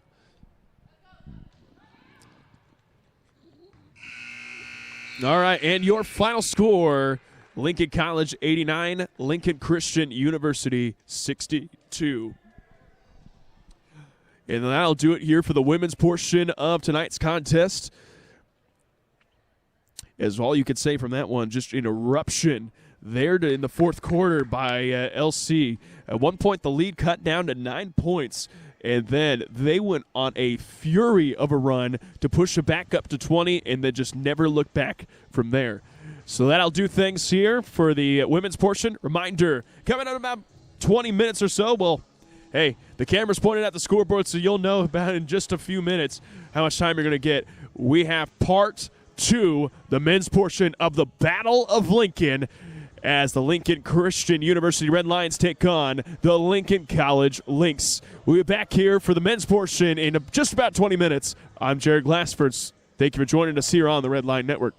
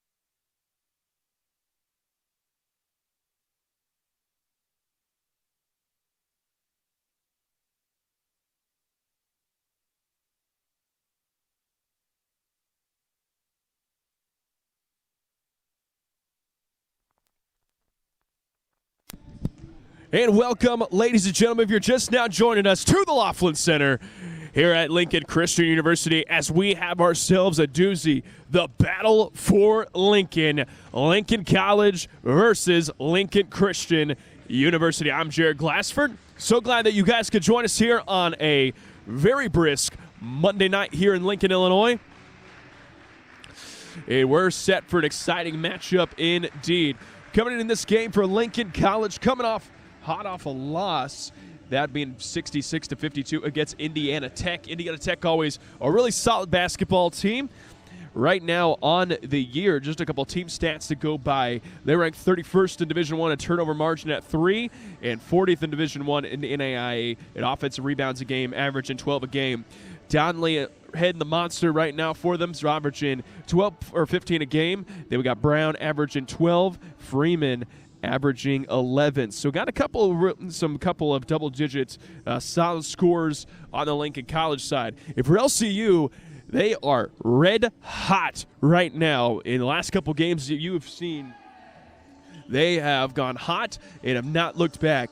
They're coming off of a win. Last time you saw them here on the Red Line Network, a double overtime victory coming to Crowley's Ridge, a 109-106 victory coming off a Nehemiah Baker Nehemiah Baker layup to send it into. I'm getting all confused. Nehemiah Baker three-pointer to send it into overtime. A Nehemiah Baker layup to send it into double OT, and ultimately a game-winning three by A.J. Field and game-sealing block by Chance and Floto. Just an outstanding matchup we saw the last time that they were on the Red Line Network. And on the road, LCU taking care of business against Oakland City. Oakland City that found in Indiana with a 92-85 victory. And that was the first time, I believe, in program history that LCU was able to take a victory on the road against Oakland City. So a great win by them on the year. They had Dominic Williams back. He's going to be a force coming off the bench, the sixth man leading the team in scoring with 16.7 a game. And keep an eye out for Xavier Roberson. Has scored over 20 points in the last couple matchups at 22 in the win against Oakland City. Jansen Floto been very consistent.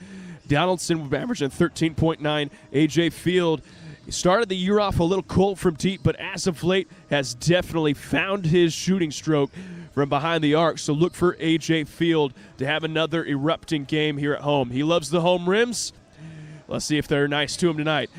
We'll be back here in just a moment for opening ceremonies here on the Red Line Network.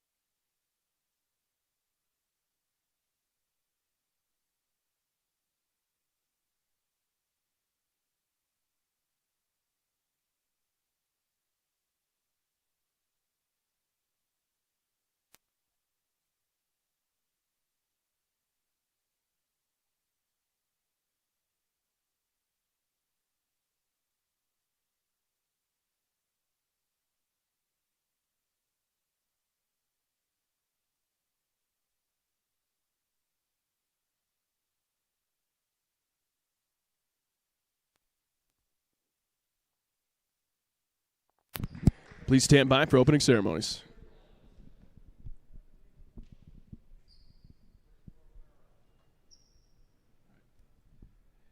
And good evening, ladies and gentlemen, and welcome to Laflette Center as the visiting crosstown rival Lincoln College Lynx coming to town to face your Lincoln Christian University Red Lions. And at this time, I'd like to ask everyone, please rise. Gentlemen, remove your hats, and please join me in the saying of prayer. Please pray with me. Heavenly Father, I'd like to thank you just for a wonderful day that you have blessed us with on your earth. God, thank you for a good, safe first game. And God, thank you for the gift of competition that you have given us, the passions that you've given us for basketball. And Lord, I pray that we can have those on full display tonight. And I pray that at the end of the day, that you can be glorified and that what we do can be honoring and pleasing to you. We love you. Pray all those things in the holy and mighty name of Jesus. Amen. Amen. Let's meet the starters now. First, for the visiting Lynx of Lincoln College. At guard, 6'1", senior from Springfield, Illinois, number 1, Andre Williams. At guard, 6'2", senior from Bloomington, Illinois, number 2, Elijah Donnelly. At guard, 6-foot junior from Chicago, Illinois, number 11, DeAndre Freeman. At guard, 6'2", senior from Oak Park, Illinois, number 21, Connor Fuller. And at 4 to 6'7", junior from Newton, Illinois, number 24, Nick Cohorst. The Lynx are coached by Pat Lepper. And now, the starting line for your LCU Red Lions. At guard, a 5'9" freshman from Augusta, Georgia, number 11, Nehemiah Baker. At guard, a 6'2" junior from Rockton, Illinois, number 15, Josh Donaldson. At guard, a 6'1" sophomore from Francisville, Indiana, number 30, Jansen Vloto. At 4 to 6'4", sophomore from Noblesville, Indiana, number 41, A.J. Field. And at 4 to 6'5", sophomore from Colt Flax, Louisiana, number 50, Xavier Roberson. The Red Lions are coached by Mac Ingmeyer.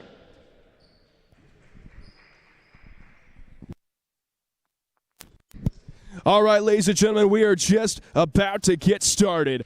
The battle for Lincoln starts now. LCU, Lynx, Red Lions. I'm Jared Glassford. So glad that you guys could join us tonight here on the Red Line Network. Lincoln College opening up, wearing the black away uniforms, gold trim, purple outlining. LCU in the home whites, red inner, black outer. Here we go. We're about to get things underway. The opening tip is up, underway, and Lincoln College controls the tip. Freeman now with the basketball. Freeman kicks it over, finds its hand, and then Williams. Williams kicks it down low in the posts. Here we go now. Freeman kicks it back up top to Donnelly. Donnelly averaging 15 a game. Got to keep him in check if you're LCU. Good take that time. Better defense by LCU. Excellent take by Donnelly, but just suffocated down low by Xavier Roberson. LCU going to get the first crack at it. Donaldson kicks it up top to Roberson. Can't give him that. Roberson hitting his three-point shots at an enormous clip right now. Donaldson goes to the paint. That shot no good, and that's rebounded by Cohorst, and here come the Lynx. Freeman running the court, dribbles to his right. Kicks it back up top to Fuller. Fuller finds Donnelly on the left side. Donnelly goes up, kicks it out. Good ball movement this time for the Lynx. The 3-ounce way for Donnelly. That's too short, in and out. And Baker running the ship right now for LCU.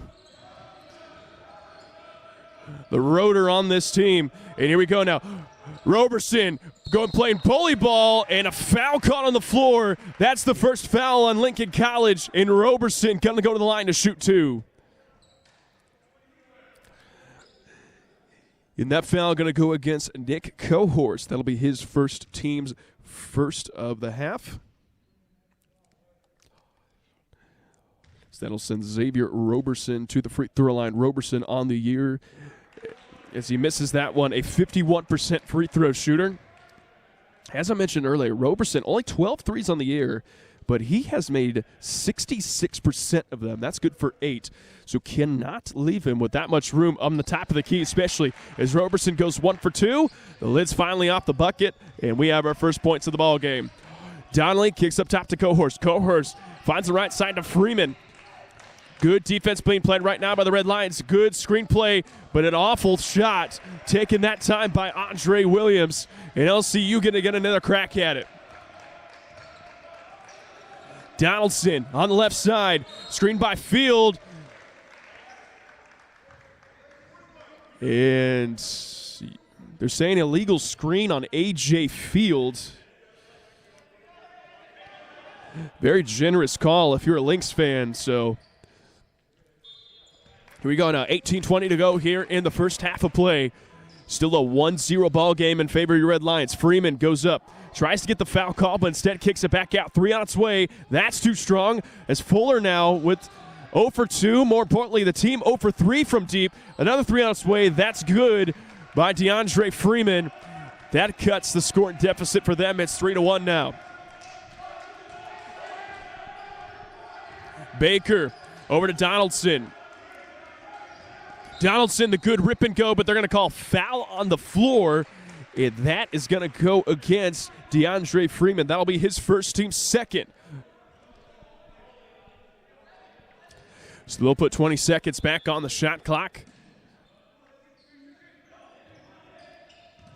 Roberson goes to work, throws up a wild shot. That's going to be in the hands. Numbers now for the Lynx. Freeman kicks him out. Donnelly, the 3, no good. Here we go now. Donaldson running. 1-on-2 fast break, and he decides to pull out. He puts up a 3. That's too short. And we got ourselves an electrifying pace to start off the game so far. Freeman goes up. You know, I'm going to be speechless for that one. I'm not sure what there was. It looked like Floto didn't even move and might have gotten away with the travel was Donnelly, but nevertheless, 2 fouls. 1 foul goes against Floto. If anything, that's more of a foul what Donaldson just did. Here we go. Fuller goes down low. Back out to Donnelly. Donnelly the runner. That shot is good. Make it 5-1 now.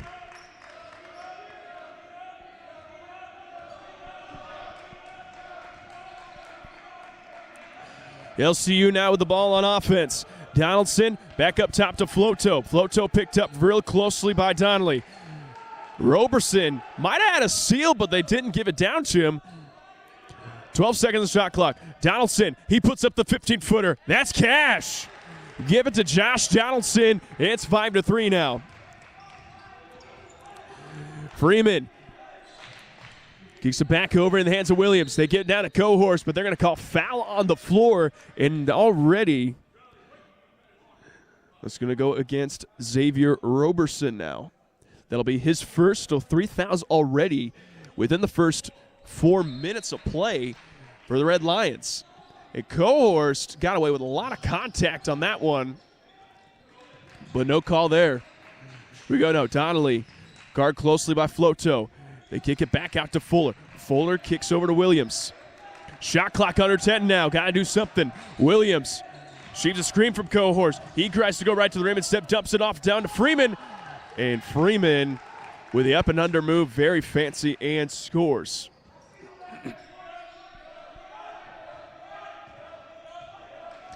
Here we go now. Baker keeps it down low to Roberson. Roberson, a very quick move. A lot of contact, but no foul on the play. As Donnelly now has it for the Lynx. Donnelly, great defense by Floto, forces him out and forces him to give it up. Cohorst now in the corner, back to Donnelly. Fuller now trying to bully his way into the paint, but instead kicks it out. Shot clock under 10, Donnelly for 3. That's good. 10-3 now in favor of Lincoln College. 15:30 to go here in the first half. Still very early in this one. A lot of basketball we played. Field for 3. That's too strong.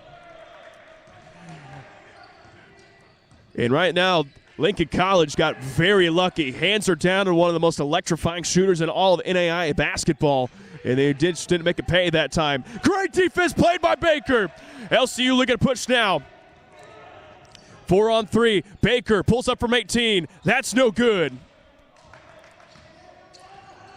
Freeman now trying to push for Lincoln College. but he's got nothing. Forces out to Donnelly. And they're set back up. Here we go. Williams over to Fuller, and Fuller's shot no good. Hey, Coach Schingmeyer going to call a 30-second timeout. We're going to call a quick timeout ourselves. We'll be back here in just a moment. You're watching LCU basketball on the Red Line Network.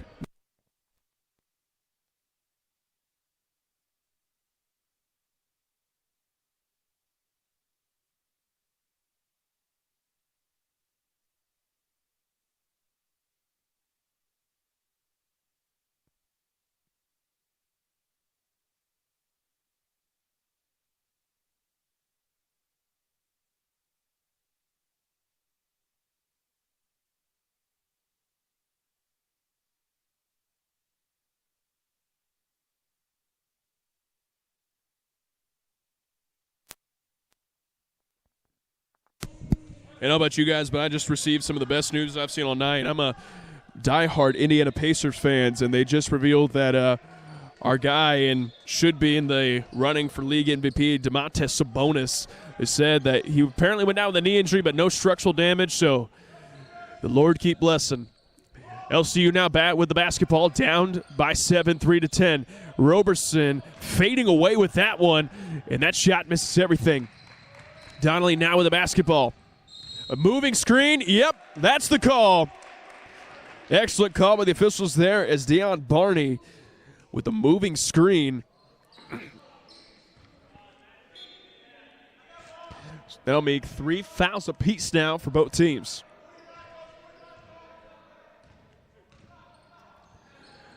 Baker over to Donaldson. Donaldson kicks it over to Field. Field for 3. That's too strong. And Brown, Pee Wee Brown has it back up top. Thought about the 3, instead puts it on the deck. Donnelly, he'll put up a 3. That's cash. 13-3 now, 10-point advantage for the Lynx.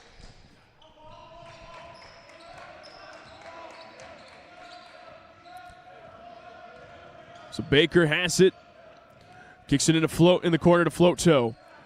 Back to Roberson. Roberson on the fake handoff over to Donaldson. Shot clock now down to 12. Roberson, he'll put up a 3. That's too short. Good offensive rebound though by Floto, and he scores, and he hit the deck hard on that play. A lot of contact, no foul on that one, and Floto hit the deck hard. We're going to take just a second timeout. We'll be back in a moment in the Red Line Network.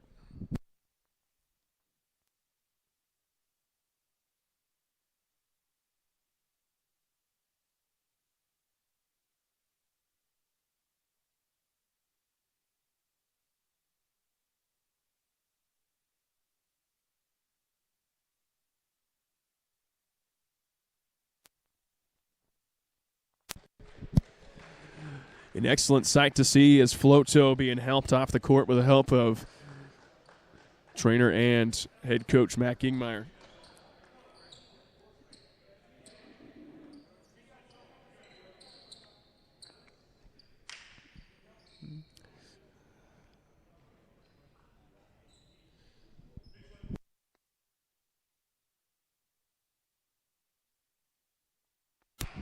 So is Floto getting checked out? I believe it's the right ankle on Floto as he got undercut coming down after the made basket, but no foul call. And that led to a 3 on the other side by Connor Fuller. Gotta love officiating, man. As Dominic Williams checks into the game for the Red Lions. Donaldson has the ball up top. Donaldson working on Pee Wee Brown over to Field. You can't give him that much space, but Field goes 0 for 3 from G-point land for tonight. And that's just another turnover called. Turnover by Lincoln College. LCU gets possession. Down 11, 16-5, 12:40 to go here in the first half of play. Donaldson has the ball up top. Still a man defense being played by Lincoln College. Williams always looking to attack, goes right to the rim. That's no good. Rebounded that time by Barney. They're going low now. Donnelly has nothing, dribbles it out. 3-point in the corner by Fuller. Fuller's shot is good. And a timeout going to be taken. Full timeout by LCU, which means we're going to take a break ourselves. We'll be back in a moment. You're on the Red Line Network.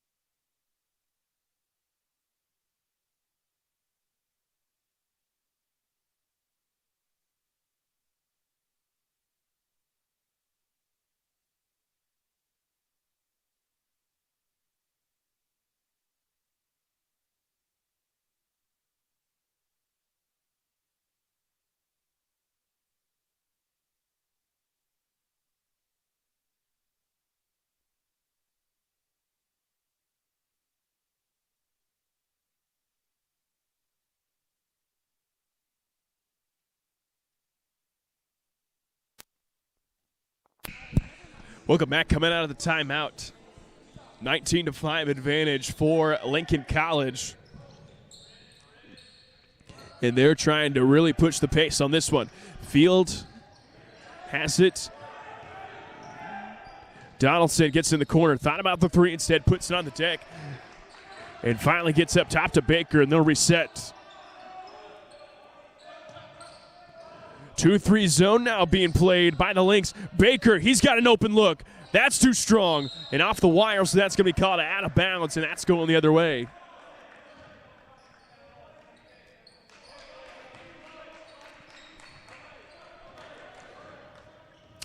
So Williams with the ball now for LC.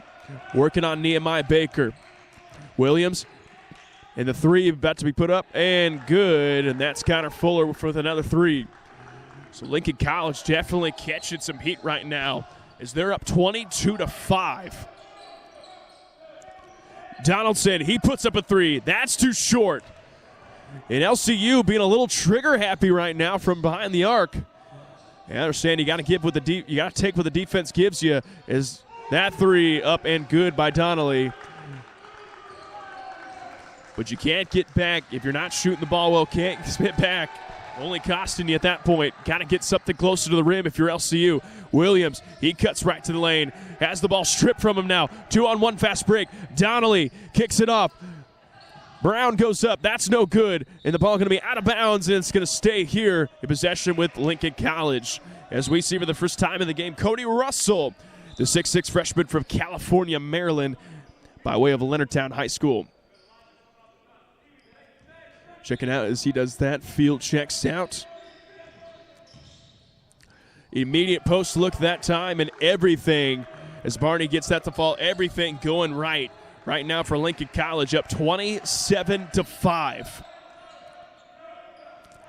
Baker kicks it down low to Russell. Russell, excellent shot fake, but gives it back over to Baker, and they're going to say that's off of Nehemiah Baker. Out of bounds. That'll be another turnover committed by the Red Lions.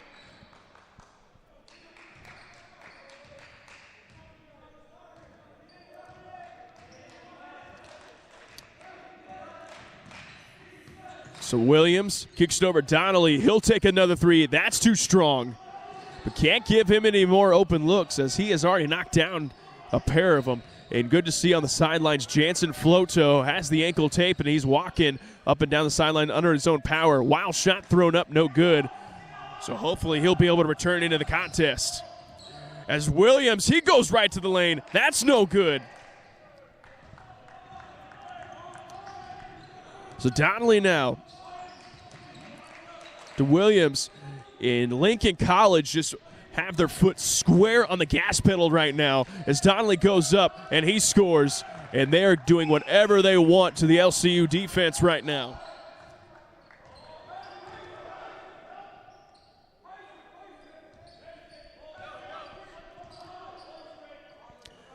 Donaldson left side, retrieves a screen from Russell, splits the defenders, goes right to the rim. And they're going to say that's a blocking foul, which means Josh Donaldson will go to the line. Foul going to be on number 21. That'll be Connor Fuller. That'll be his first, team's fourth. And then I'll send Donaldson to the line. Donaldson on the year looks like 7 for 16, 43% from the charity stripe. He's not a great free throw shooter as his first one knocks down. Checking into the game for the first time for the Lynx, number 14, Blake Maris, the 5'10 senior from Cedar Lake, Indiana, by way of Blackhawk Community College. As well as checking back into the game is DeAndre Freeman. Freeman had a couple of good looks in that opening segment of the game, but just not been able to convert a lot of them.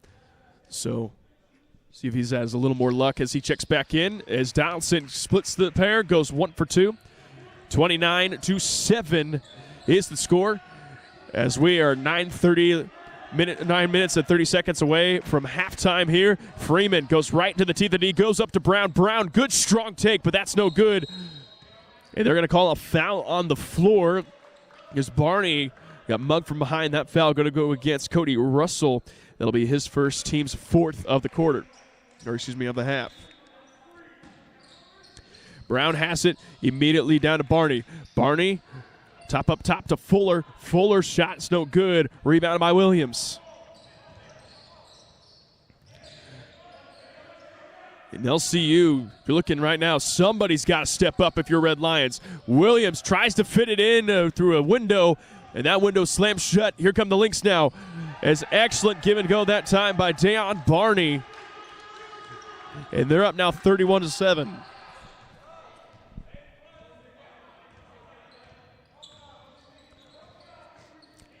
Somebody's got to step up right now if you're a Red Lion. As Carlton King now with the basketball. A series of fakes, gives it back up to Williams. Williams back out to King. King will put up a long two off the back of the iron. Good rebound by Russell, but that's taken from him. As Brown has it over to Fuller. Fuller back to Freeman. Good defense being played in the corner right there by Josh Donaldson. Forces him to give it out. Pee Wee Brown with the basketball. Brown, he goes right to the rim, kicks it out. Baker, excellent hands by Nehemiah Baker, but that's going to sail out of bounds, and that's going to stay here. And checking back into the game after a hard tumble, Jansen Floto, and he's a warrior after. That was a very scary fall he took, but got the ankle taped up, and he's back in the game, as well as Xavier Roberson. So two of the better offensive players on this team. Got to get them going at this point if we want to get back into this game. Brown thought about the three instead, decides to put it back on the deck. The three up on its way by the big man. That's no good. And maybe there is a reason that he doesn't shoot a lot of them. He's left wide open. Roberson goes up. A strong take right there, and he scores for LCU. And a timeout going to be taken by Coach Lepper. We're going to take a timeout ourselves. Back here in just a moment on the Red Line Network.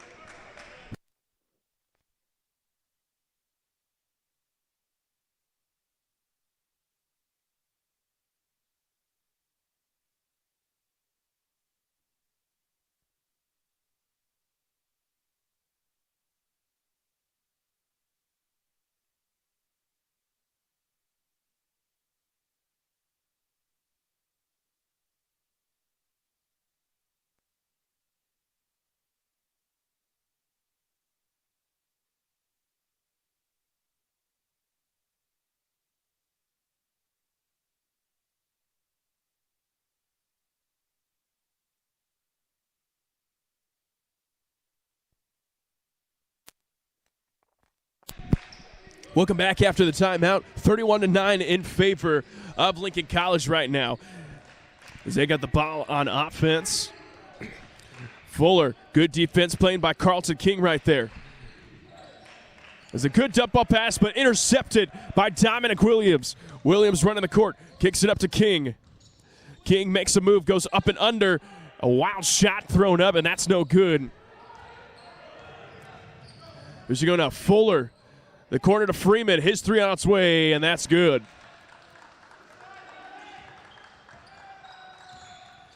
Make it now 34-9.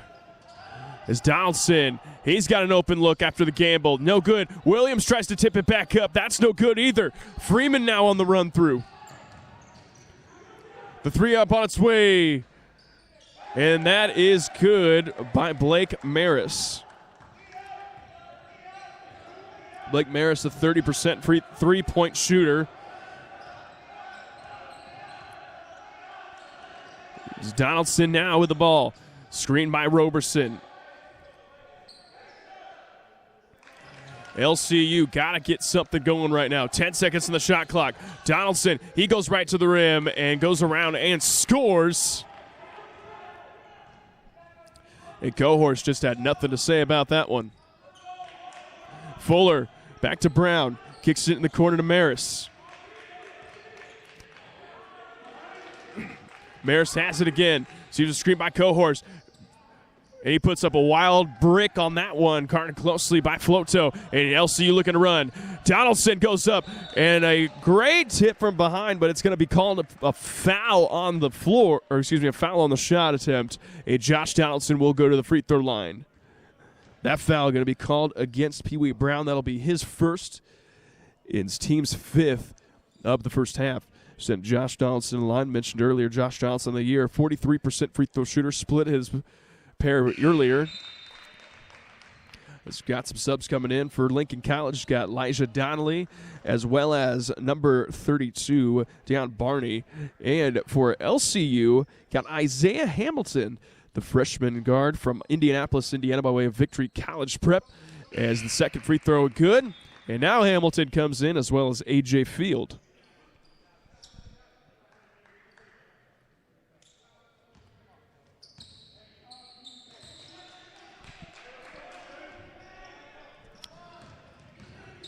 So Donnelly now.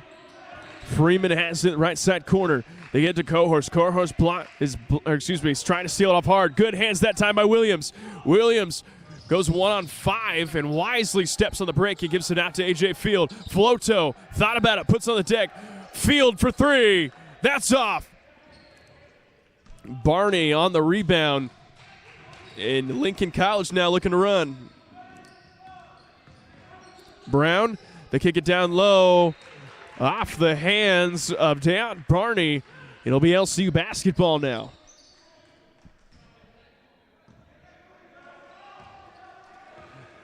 .5:15 to go here in the first half. Lincoln College advantage, 37-13. Hamilton over to Floto. Back down to Field. Sees a handoff to Williams. Good ball move. Floto for three. That's no good. And the shooting drought continues for the Red Lions.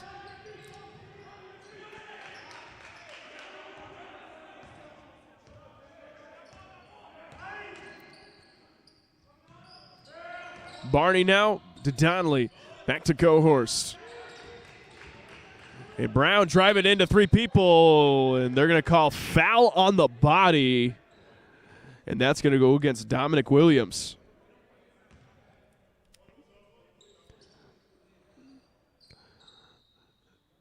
They're going to say that was in the act of shooting, so Williams with the foul. That'll be the fifth foul committed by the Red Lions. And that'll send Pee Wee Brown to the free throw line. Pee Wee Brown, the second leading scorer on this Lincoln College team, shoots 73% from the charity stripe on the season as he misses the first one. Now checking into the game right now is Donato Peacock. Donato Peacock, the 6'8" sophomore, from Jebba, South Sudan.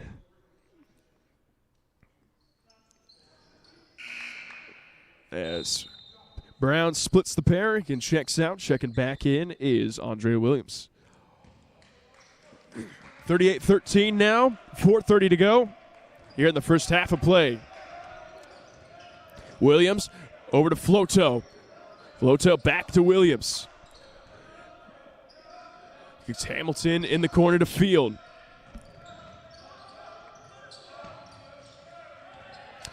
And 10 seconds as Williams, an acrobatic move, and he gets right to the rim and scores.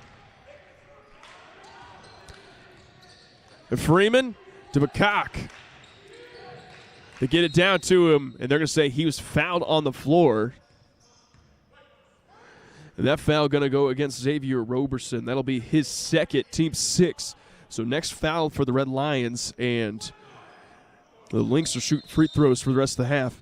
As we got sub coming in, Nehemiah Baker checking in for Floto, and Cody Russell checking in for Xavier Roberson.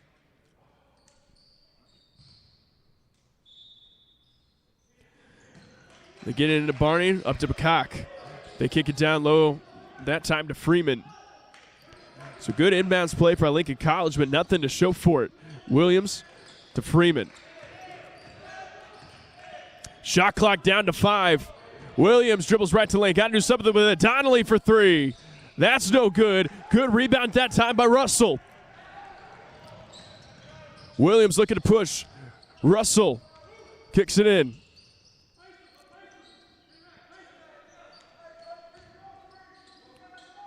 Here we go now. Baker gets in the paint. Williams run off the screen, tries to get it down low to Russell, but the pass just goes out of bounds. That'll be another turnover. Check it back into the game. Connor Fuller for Lincoln College and Josh Donaldson for Lincoln Christian University.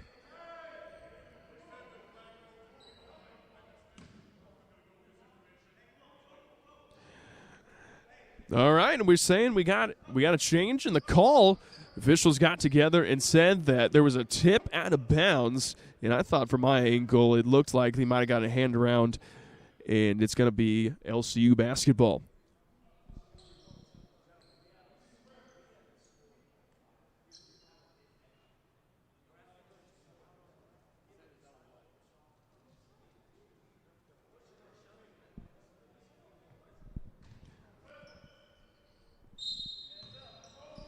His field set to inbound, gives it out to Russell. Tries to hit him back in the corner with it.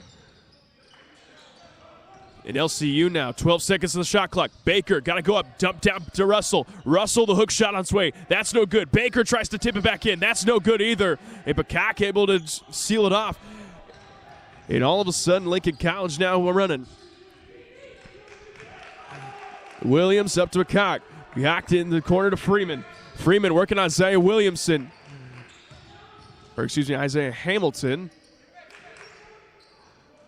And LCU just not doing a great job at rebounding the basketball right now, but they're able to grab that one. Excellent box out that time by Cody Russell.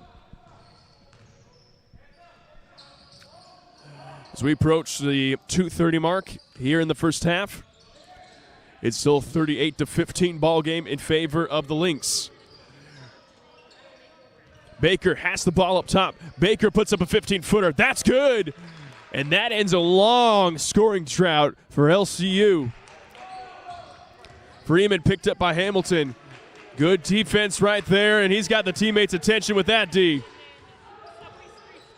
15-footer, and that's good. So Isaiah Hamilton, great defense being played by him. Just got caught up in the screen with that one. Hamilton up to Field. Field thought about it. He takes this one. That's in and out. Good fight for it that time by Hamilton, but here come the Lynx. Williams. It's Fuller in the corner. Back to Donnelly. He puts up a 3. That's no good.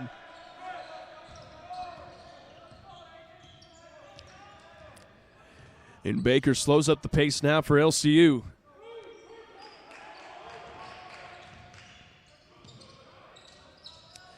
Field has it, tries to give it a give and go, but unsuccessful that time. Russell, foot on the line, puts up a long 2. That's no good. Freeman thought about the 3 and says to try to drive it back in. A lot of dribbling out of Freeman as Donato Bakak has it in the post. Bakak, one dribble, goes to the middle. A fading away hook shot, but gets bailed out by a bad foul call, and he'll go to the line to shoot 2.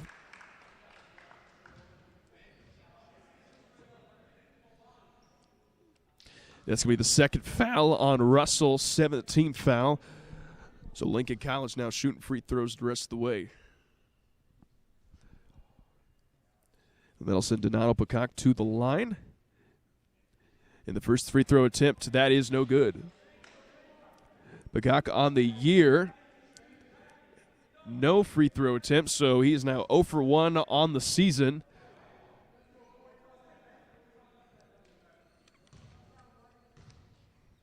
There's a second attempt on its way. That's good. All right, under a minute to play, 41-17 in favor of LC. As Baker has it. Finds Dallas in the corner. His three. That's good.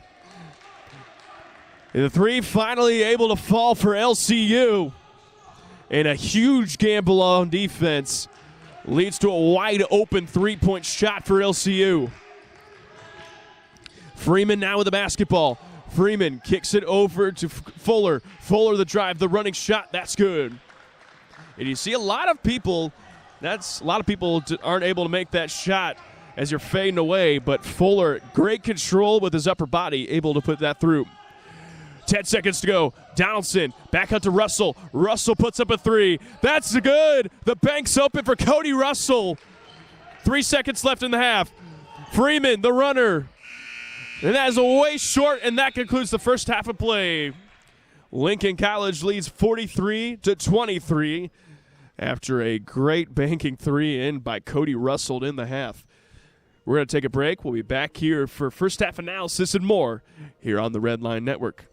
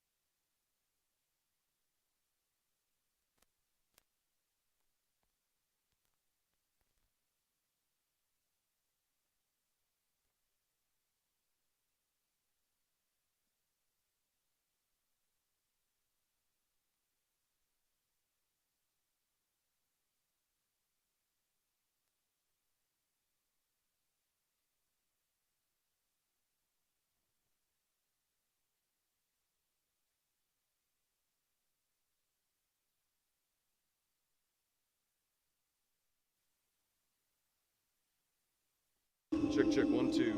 Check, check, check.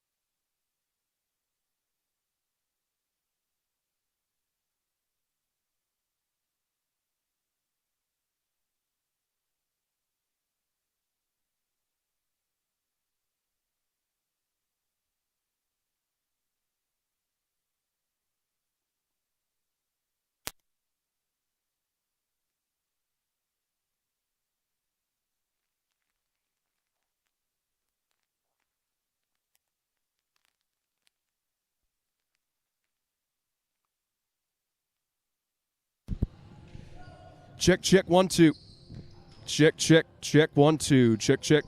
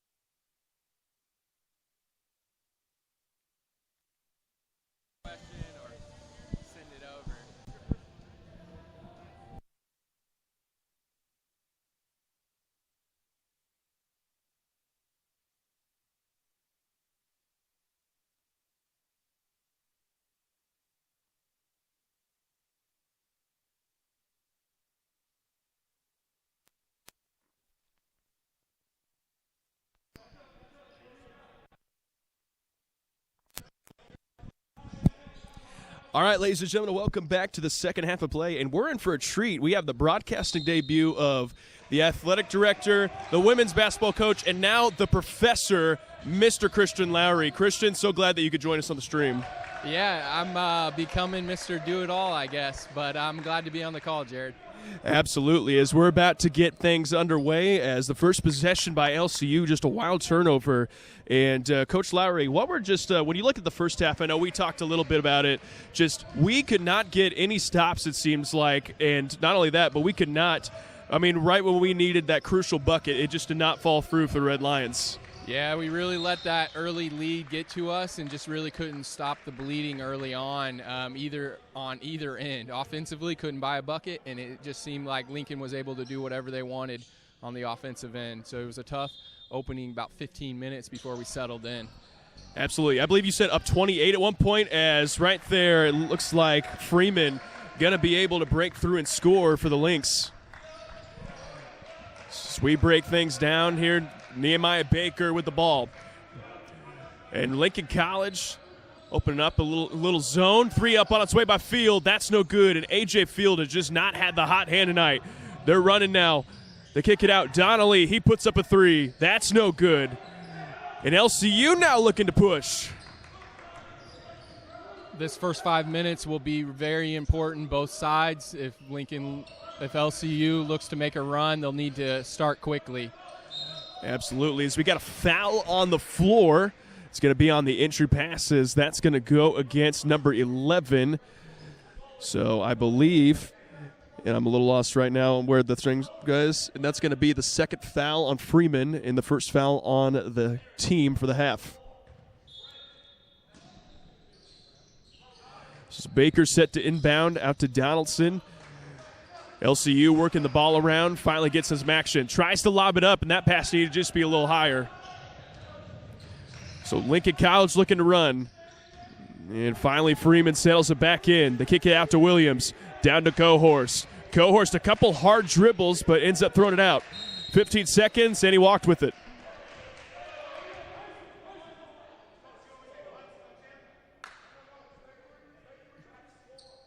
Red Lions starter Jansen Floto is on the bench to start the second half. That'll be interesting to see if he plays in the second half, coming off that injury. And it looked like when he came back into the game that he looked like he still had the spring in his step. You got to imagine that he will come back and have an impact, but how much is I guess we'll have to find out. Is Field. And Field, good rebound that time by Roberson, and he will go line to shoot 2. And A.J. Field has been ice cold from the field, ironically, all game tonight. So that'll send Roberson to the free throw line. Mentioned a little bit earlier, Roberson, a pretty good free throw shooter on the year. And I was reading the 3-point stat, a 51% free throw shooter on the year as he goes up, and that one is missed. From LCU's offensive standpoint, A.J. Field has got to continue shooting. He's one of the main producers of offense, and he's got to get out of his head and keep shooting. Absolutely. The last game we saw that was on the Red Line Network, A.J. Field erupted against Crowley's Ridge and ultimately hit the game-winning shot in that one. And you got to imagine eventually the lid's going to come off the bucket as a 3 up on its way, and that's good that time for Connor Fuller. So Lincoln College started off with a little bit of rust coming out of the half, but it looks like they got their foot back on the gas pedal. So Coach Lowry right now, let's put on the coaching hat real quick. If you, as Williams goes in and scores, what would your message be if you're Coach Ingmeyer to his boys down big? It's got to start on the defensive end. You got to put some stops together. 2-3 in a row, and then get some good offensive possessions. But ultimately, you can't come back if you're not getting stops. And right now, the energy just doesn't look like it's there. So hopefully they can turn it around. Oh, absolutely. Donnelly missed the 3, so LCU going to come back with it. Baker to Donaldson. Back up top to Field. Good ball reversal by LCU as Baker gets it in the teeth of the D and scores. Excellent take that time by Nehemiah Baker. He just put his chin down and said, I'm getting to the basket. and good things happen. Absolutely. As little blown defense right there, but a missed opportunity for the Lynx. And here comes LCU. Field thought about the three, instead gives it up. Roberson, he'll put it up. That's no good. LCU comes out a little trigger happy from behind the arc right now, Coach. And they're going to call offensive foul, and that's going to be the third on DeAndre Freeman. Yeah, Dominique Williams did a good job just beating him to the spot. He had nothing to do but extend that forearm.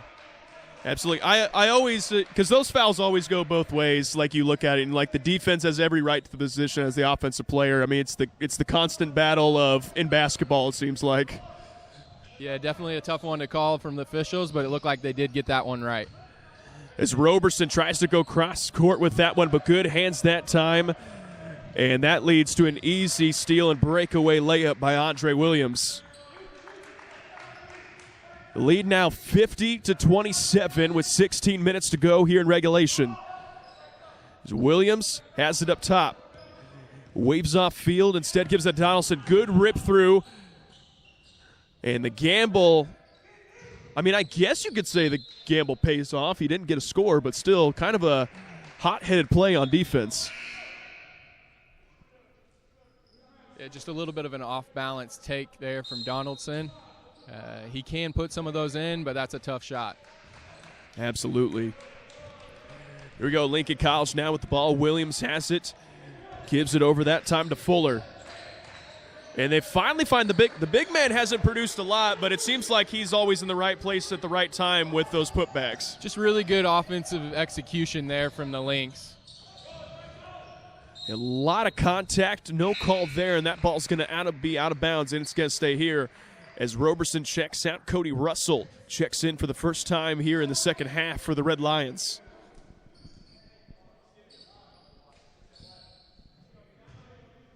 So Baker set to inbound. Throws it up to Russell. Russell, the 8-footer, and that's good. And Cody Russell, I think, is probably one of the most I need to see one go through before I can start playing good players on this Red Lions team. As a three put up that time by Maris, no good. Tip back, no good that time either. Yeah, a lot of potential there from Russell, and I'm excited to see his growth over the next couple of years. I really think he could be a factor for them. Oh, absolutely. As Williams gets in the teeth of the D and ignores the contact and still is able to muscle that way through. 54-29. The advantage goes to the Lynx. So Baker over to Donaldson. Back up top to Russell. Reversal by LCU as Williams goes right to the paint, and they're going to say they caught a foul on the floor. Who's that going to go against? That's going to go against Andre Williams, his first and team's fourth of the half. So checking into the game, we got a substitution. DeAndre Freeman checking in with 3 fouls, as well as we got Deion Barney checking in.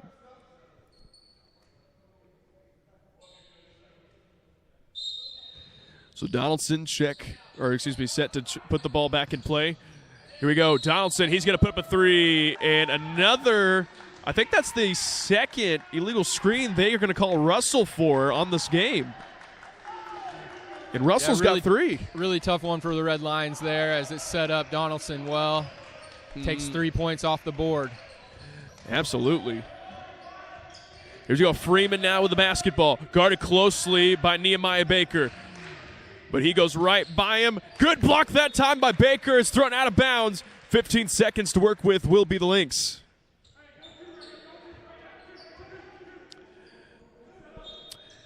And, Coach, I think you might have had a point. I don't know if you saw Floto sitting on the bench with a bag of ice on that ankle, so I think you might have had it hit the nail on the head right there. His might be done. Yeah, I'm guessing although he was able to come back in the first half, it just was not feeling right. It's probably best to sit this one out and take a look at it tomorrow. Absolutely. As Williams goes up and scores. Aggressive take by Dominic Williams. And as a coach, what is your take on that? Because obviously you want players to be tough. You want them to play through the pain. But at what point do you pull the trigger as the 3 put up that time is good? But at what point do you pull a trigger on a player and make the decision for them? Yeah, as a coach, safety always has to come first. The health of our players has to come first. And so in that situation, we know Jansen's going to push through. We know he's going to play if given the opportunity. But sometimes you got to be proactive and really and lean on your athletic trainer for their opinion on it. And I'm sure that's what Coach Ingmeyer did.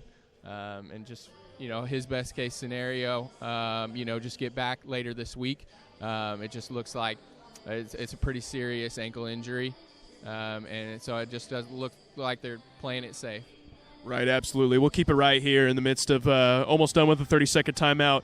And basketball kind of getting sloppy both ways right now. I mean, Lincoln College doing nothing really to protect the lead, but LCU not doing much to get back in the game. And, but what are your thoughts so far? About almost 7 minutes, but 6.5 into the second half. And, both teams turn on the slot mode so far. Yeah, been a little sloppy, and then also, like I talked about, LCU can't afford to trade baskets. They've got to get stops and then get a few baskets on their end, but if trading baskets doesn't get us anywhere. Absolutely, and LCU comes right out of the timeout in a 2-3 zone, trying to switch things up. As Maris has the ball, kicks it over that time, almost got away with a pick was Baker. As Freeman in low to Maris. Maris over to Coleman. Coleman, he'll put up a three. That's good. And the hot hand of Coleman continues into the second half.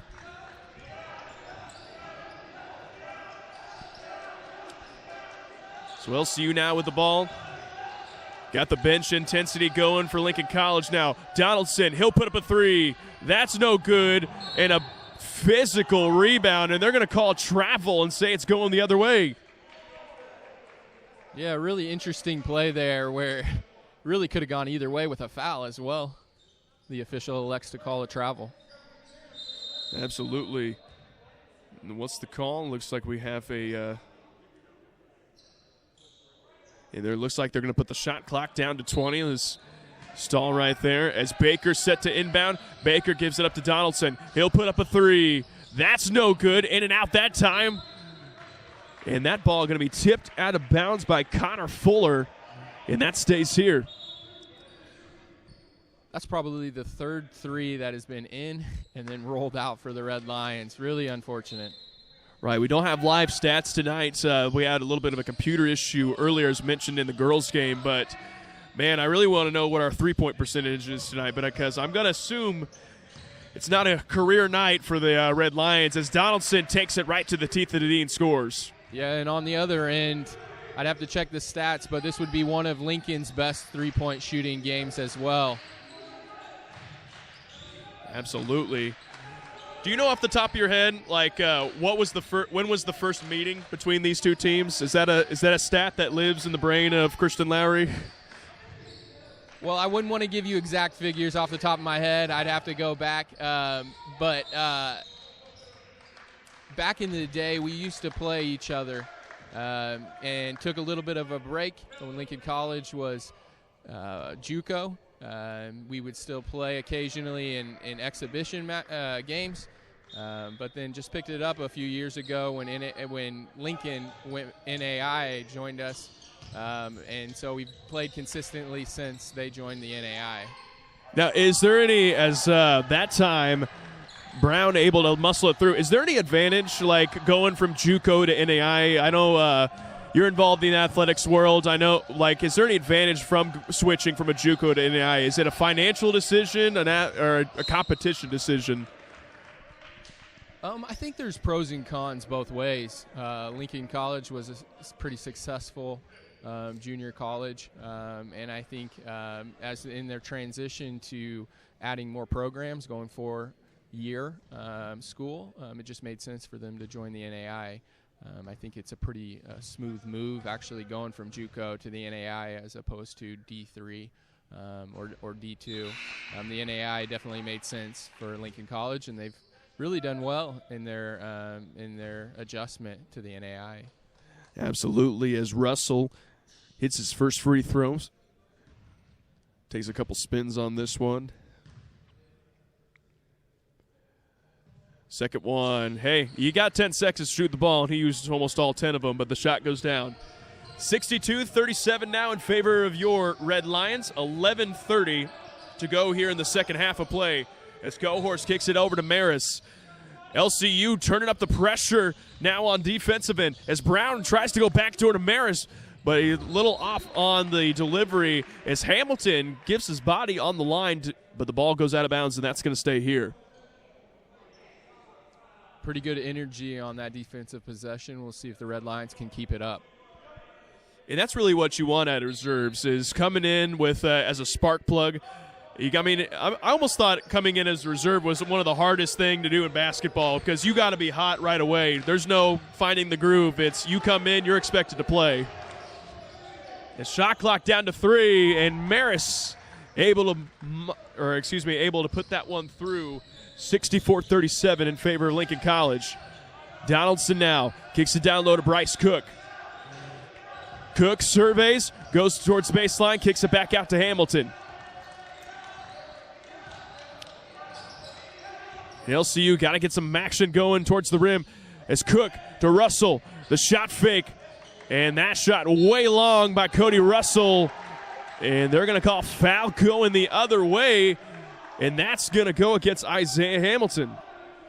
Really looked like Russell got hit on the wrist there on that jump shot, leading it to an air ball, but officials didn't see it that way. Absolutely, I got to agree with you there. As we are almost close to the halfway point here in the second half. As Maris, he puts up a 3. That's no good. And Lincoln College got a little cold, has a little cold stretch going for him right now. As Williams throws it out. And LCU gives it back, Donaldson has it. Thought about the 3, instead gives it over to Williams. Williams, he goes in the paint. They're going to call foul on the floor. And they're going to call that on DeAndre Freeman, and that is his 4th.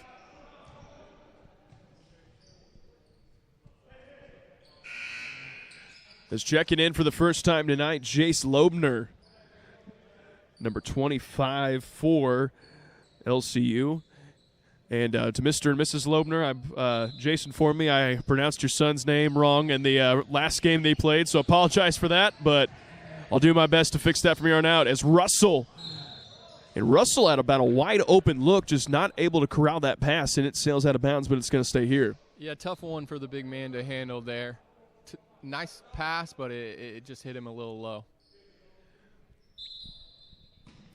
It's Williams now. They get into Loebner. 10 seconds on the shot clock. Got to do something.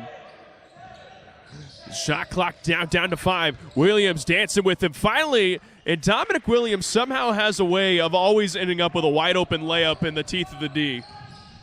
Yeah, really good seal screen there from Russell, too, to free him up near the basket. And Coach Ingmeyer livid after a no call. Oh, they are going to call it a late foul call. That foul's going to go against Elijah Donnelly, and that'll send Isaiah Hamilton to the free throw line, and LCU shooting free throws the rest of the way. Yeah, better late than never. That was a little bit of a late call coming in from the front court there, but it was the correct call, so I'm glad to see that. Right. People always like to get angry for late calls, but it's like as long as it's the correct one. I think that's really all that matters. Exactly. Depending on if it's going for you or against you, there's always going to be an argument, but you're correct. So has there ever been a time where you knew it was the correct foul call, but you still argued it because it was late? No comment. No comment. Hey, that's what we like to hear. Free throw's good on the 1-and-1. And that'll send Carlton King into the game as he checks in for Cody Russell.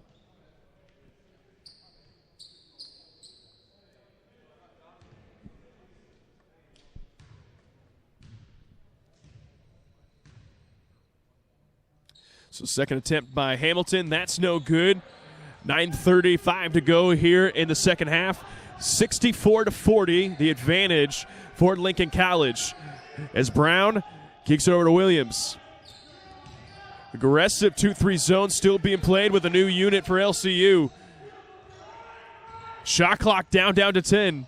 Williams over to Donnelly. He'll put up a 3. That's no good. And Pee Wee Brown able to corral it.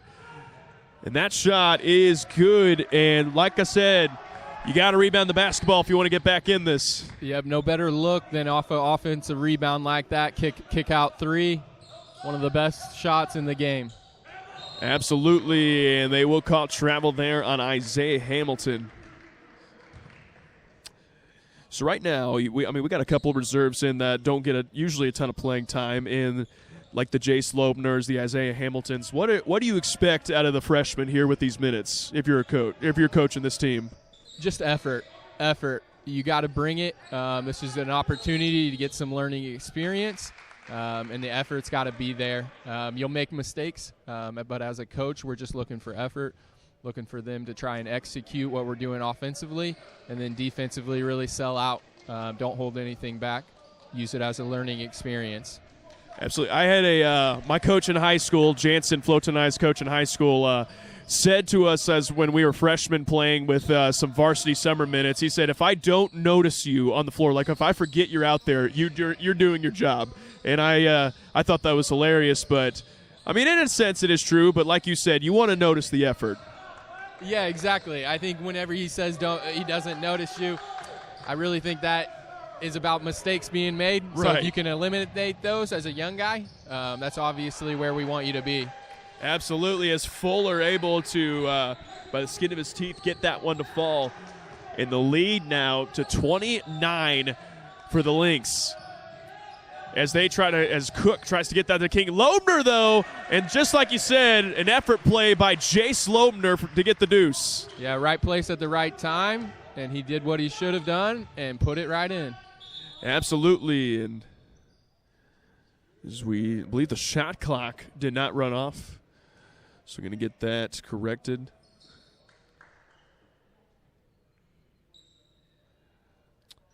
So while we got a minute, what's coming up next? You're the coach for the girls basketball team. What's coming up next for you guys while we got a stoppage and play?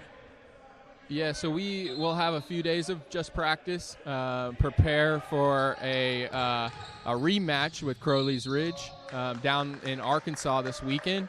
We're looking forward to that, another shot at them. Don't really feel like we gave them our best performance when we hosted them, I think just last week. And so we're really going to prepare the rest of the week for that, and hopefully we can put forward a better showing down in Arkansas this weekend. As the free throw's good that time by Andre Williams. So Paragould, Arkansas. How long of a drive is it from Lincoln, Illinois to Paragould, Arkansas?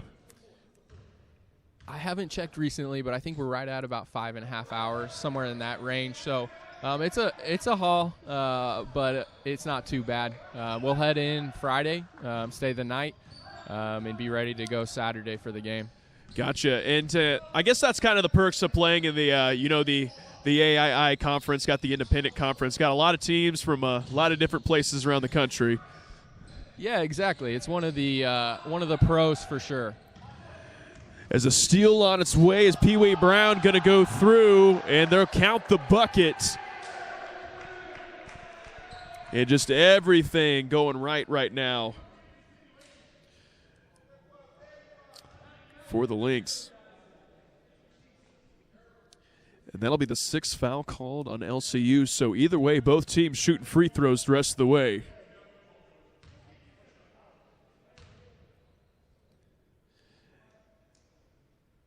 And the free throw is good. Full timeout going to be called that time by Coach Lepper, which means we're going to take a timeout ourselves. We'll be back here in just a moment on the Red Line Network.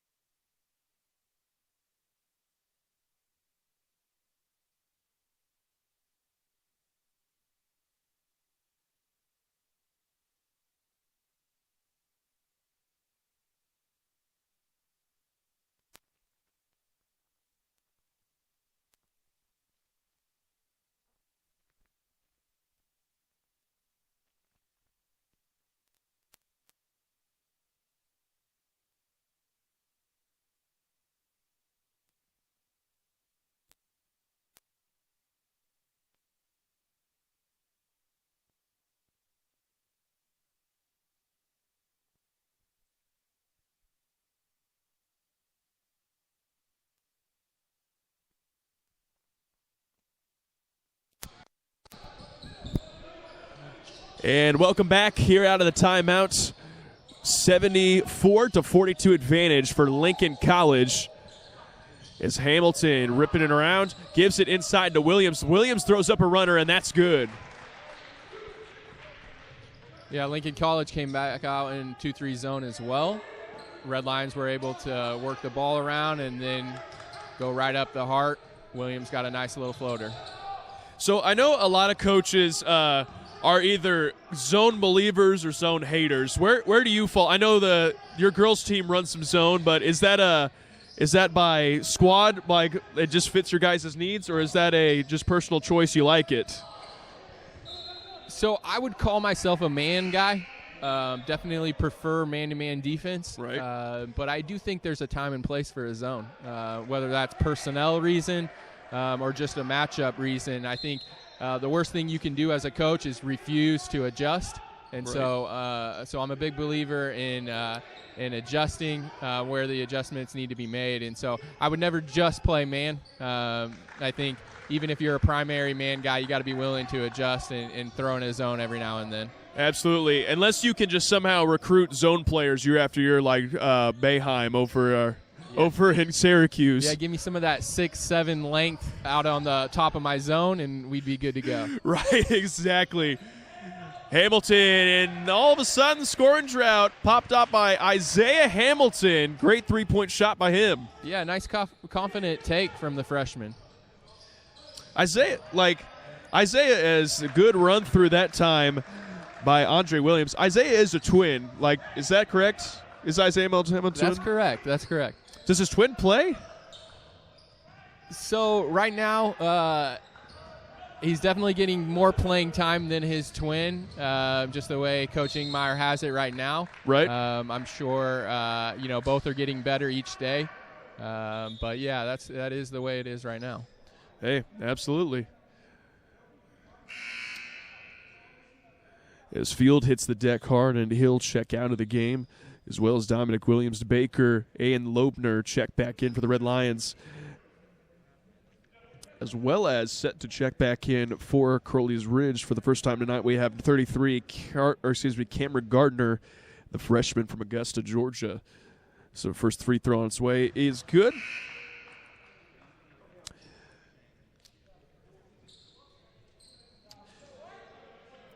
So Augusta, Georgia, also the same home as one Nehemiah Baker for the Red Lions team. Is a free throw. That's no good. 5:15 to go here in regulation.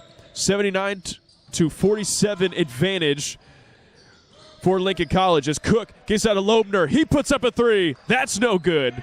As Hamilton, tough rebound by the freshman. Baker puts up a three. That's no good too. Couple good looks for the Red Lions. Just not able to make them fall. Pretty on par for the day so far. Yeah, absolutely. Just the lid continues to stay on the bucket for LCU as Williams kicks it in the corner. Good skip pass that time, and beautiful ball movement. Almost ends up in an old-fashioned three-point play, but it looks like 23, Tyler Clark, will go to the line to shoot a pair. Also the fourth foul called on Dominic Williams. Wait, excuse me. No, it was saw on the scoreboard. Scoreboard threw me through a loop. That foul called on Bryce Cook. Every announcer makes mistakes, I guess. Checking in for the first time tonight, Keon Joyner, the 6'4" freshman guard out of Chicago, Illinois. A lot of reserves seeing time for both squads. We'll see if they can make the most of it. Absolutely. Second free throw is good, so he goes 2 for 2. It is only 2 free throw attempts on the year. 81-47 now. Hamilton back up top to Baker. Good ball reversal. And Hamilton kicks it back into Baker. Baker splits the pair, lays it up. That's no good. Baker on the follow, no good either. And here come the Lynx now, looking to push. Williams gives up that time to Joyner. Joyner thought about the three instead of sends it up Bakak. Bakak lays it down to Joyner, and Joyner scores.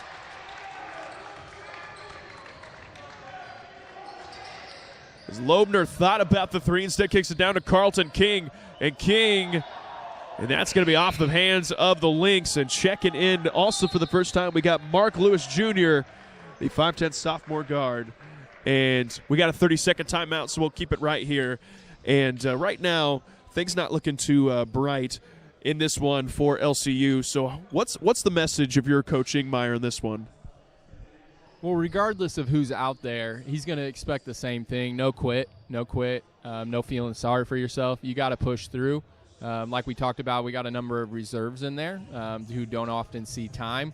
It's an opportunity for them to prove themselves, maybe build up a little confidence that Mac Ingmeyer can have in them. And so that's the main thing, just no quit. He's going to keep coaching the same way, regardless of who's out there. And just a part of building the culture. Oh, absolutely. Good to center better myself, Coach, as we get set to go back to action. Hamilton to Baker. Good ball reversal played by LCU as Cook surveys the squad. Gives it down low to Hamilton. Hamilton kicks it out to Baker. 10 seconds of the shot clock now for LCU. King, he'll pop a three. That's good. 3-point shot by Carlton King. So here we go now. As we got Garner working on Hamilton. Garner kicks it out. That three on its way by Joyner. Way strong on that one. And LCU looking to push now. And just a little miss something that time by Carlton King. And another possession for the Lynx. So we have Mark Lewis Jr. now. As Joyner back to Lewis. Might have gotten away with a travel right there. I'm going to go definitely got away with a travel. As you have right there, Garner trying to back him down. Shot clock down to 4.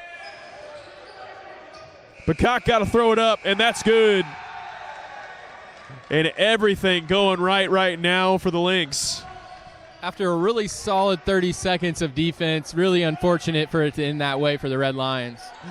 Absolutely. It's Hamilton, back to Baker, to Loebner. Back to Baker. Baker. Loebner, he'll try a three. That's too strong. Rebounded that time by Joyner. As almost a Sports Center play by Jace Loebner, but not able to save it. And we got a couple of reserves coming in. Elijah Hamilton, twinned Isaiah Hamilton, as well as number 33, Luke Carter, checking in the game for LCU. This is Lewis, the 15-foot shot, way off. LCU now looking to push a little bit. It's Carter, hands off to King. King, he'll put up a three. That's too strong. And man, as we hit the under 2-minute mark, everything's flying right now. As Joyner tries to bully his way down in the paint, and he will go to the line for the old-fashioned three-point play.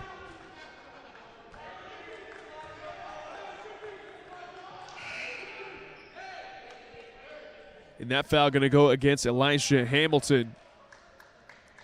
Looked like pretty good defense to me, honestly. Cut him off and was straight up. But Joyner just kind of bulldozed his way there and was rewarded with an and one. Right, I agree. And I often hear, because you're an Illinois fan, so are you a Kofi Cockburn gets a lot of foul calls just because he's bigger than everybody else? Are you on that camp? Honestly, and this is, once again, I am an Illinois fan, so a little biased, but I honestly think he doesn't get enough foul calls. They a little bit of a hack-a-shack going on with him down low. Right, absolutely. As that's going the other way. As we have Levi Wilson checking in, and you can only imagine at some point in this next minute 18 that he is going to put up a three. Like I can feel it. Like the energy is pointing to that. He's going to put up a three whether he is open or not. It might even be right here. Nope, throws it out. They get down low to Cook. Cook back to Wilson. Wilson to Baker to Hamilton. LCU moving the ball around.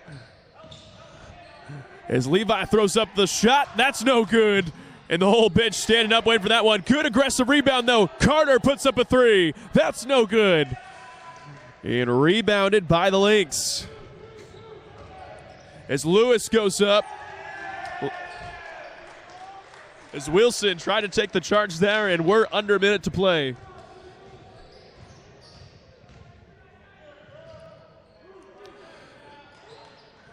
Wilson has it. Back to Baker. Into Cook. The 15-foot shot by Cook. That's in and out. Hamilton, though, the rebound. He muscles his way in, and he will go to the line to shoot one more. Like to see that for the youngster. He earned it. Nice offensive rebound. Goes up strong. Gets rewarded with an and one. Absolutely. Elijah Hamilton, not a ton of playing time, but he is definitely making the most out of his limited minutes right here with some hustle plays, as he will not convert the three-point play. So looks like, what do you say, about like 0.1 second differential between shot and game clock at this point. So he's dribbling out, guarded by Hamilton. Lewis trying to dance.